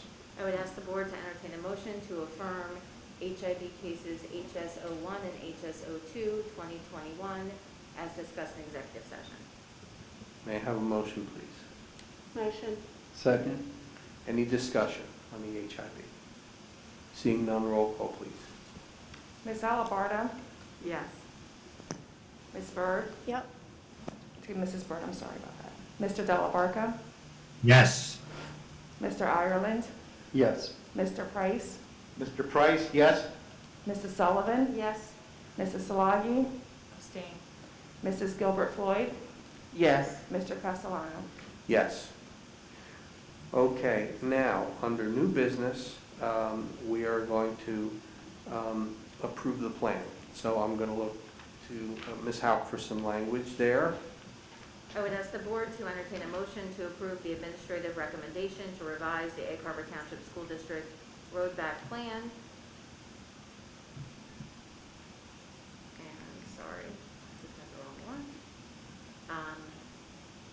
As reviewed tonight, and to amend any such appropriate documents concerning same. I will make that motion. I'll second. Is there any discussion? Seeing none, roll call, please. Ms. Alabarda? Yes. Mrs. Byrd? Yes. Mr. Delabarka? Yes. Mr. Ireland? Yes. Mr. Price? Mr. Price, yes? Mrs. Sullivan? Yes. Mrs. Salagi? Yes. Mrs. Gilbert Floyd? And Mr. Castellano? Yes. Thank you, everyone. This has been a very, very long evening. We got a lot of important work done, and I thank you all for your patience. Oh, go ahead. Absolutely, sorry. I won't be long. Everybody said that, right? But I would be remiss if I didn't say thank you to everyone, first to the Board of Education for your support of this endeavor, to the stakeholders from, especially our teachers, administrators, directors, parents, friends. Again, I stress teamwork and how important that is. I stress respect and the ability to support each other and work together is so important. You get things done that way. Mrs. Byrd, I just want to comment on the tent. You just brought me back like 20 years ago to the tent that sat in front of the high school, and Mr. Gunther, Mr. Murphy shaking their heads. Dr. Tarleton, remember we served lunch in that tent because we didn't have cafeteria. So the idea and suggestion of the tent is a reality. And Mrs. Byrd, we did research tents. So Ms. Anaya, because we had to research the heater to go along with the tent, but Ms. Anaya could attest that she was on that when you shared that idea. So we'll be on that innovation, trust me. And a big thank you again to administration, to teachers and staff, stakeholders, Board of Education, particularly Central Office staff. I know I drove you crazy He drives me crazy too, but we're a team, and we work well together. We promise we will be monitoring data. We promise we will provide the safety protocols. If it's barriers for all, whatever it may be, we have to look at the numbers, look at the data. But in the end, I go back to, we embraced, right? We listened, we talked, we discussed, we engaged in a project. And in the end, here we are tonight, educating everybody on the process. And as you see, it is quite a process and Ms. Gilbert Floyd, I appreciate, what you said tonight, because you're spot on. Nobody wanted what we have and what we're in, and we've all worked together to get to a place. So we learned about the process, we learned about a plan tonight, and I think we all learned about patience too, and how important that is as we embrace and we engage in something. We got to have patience, and patience.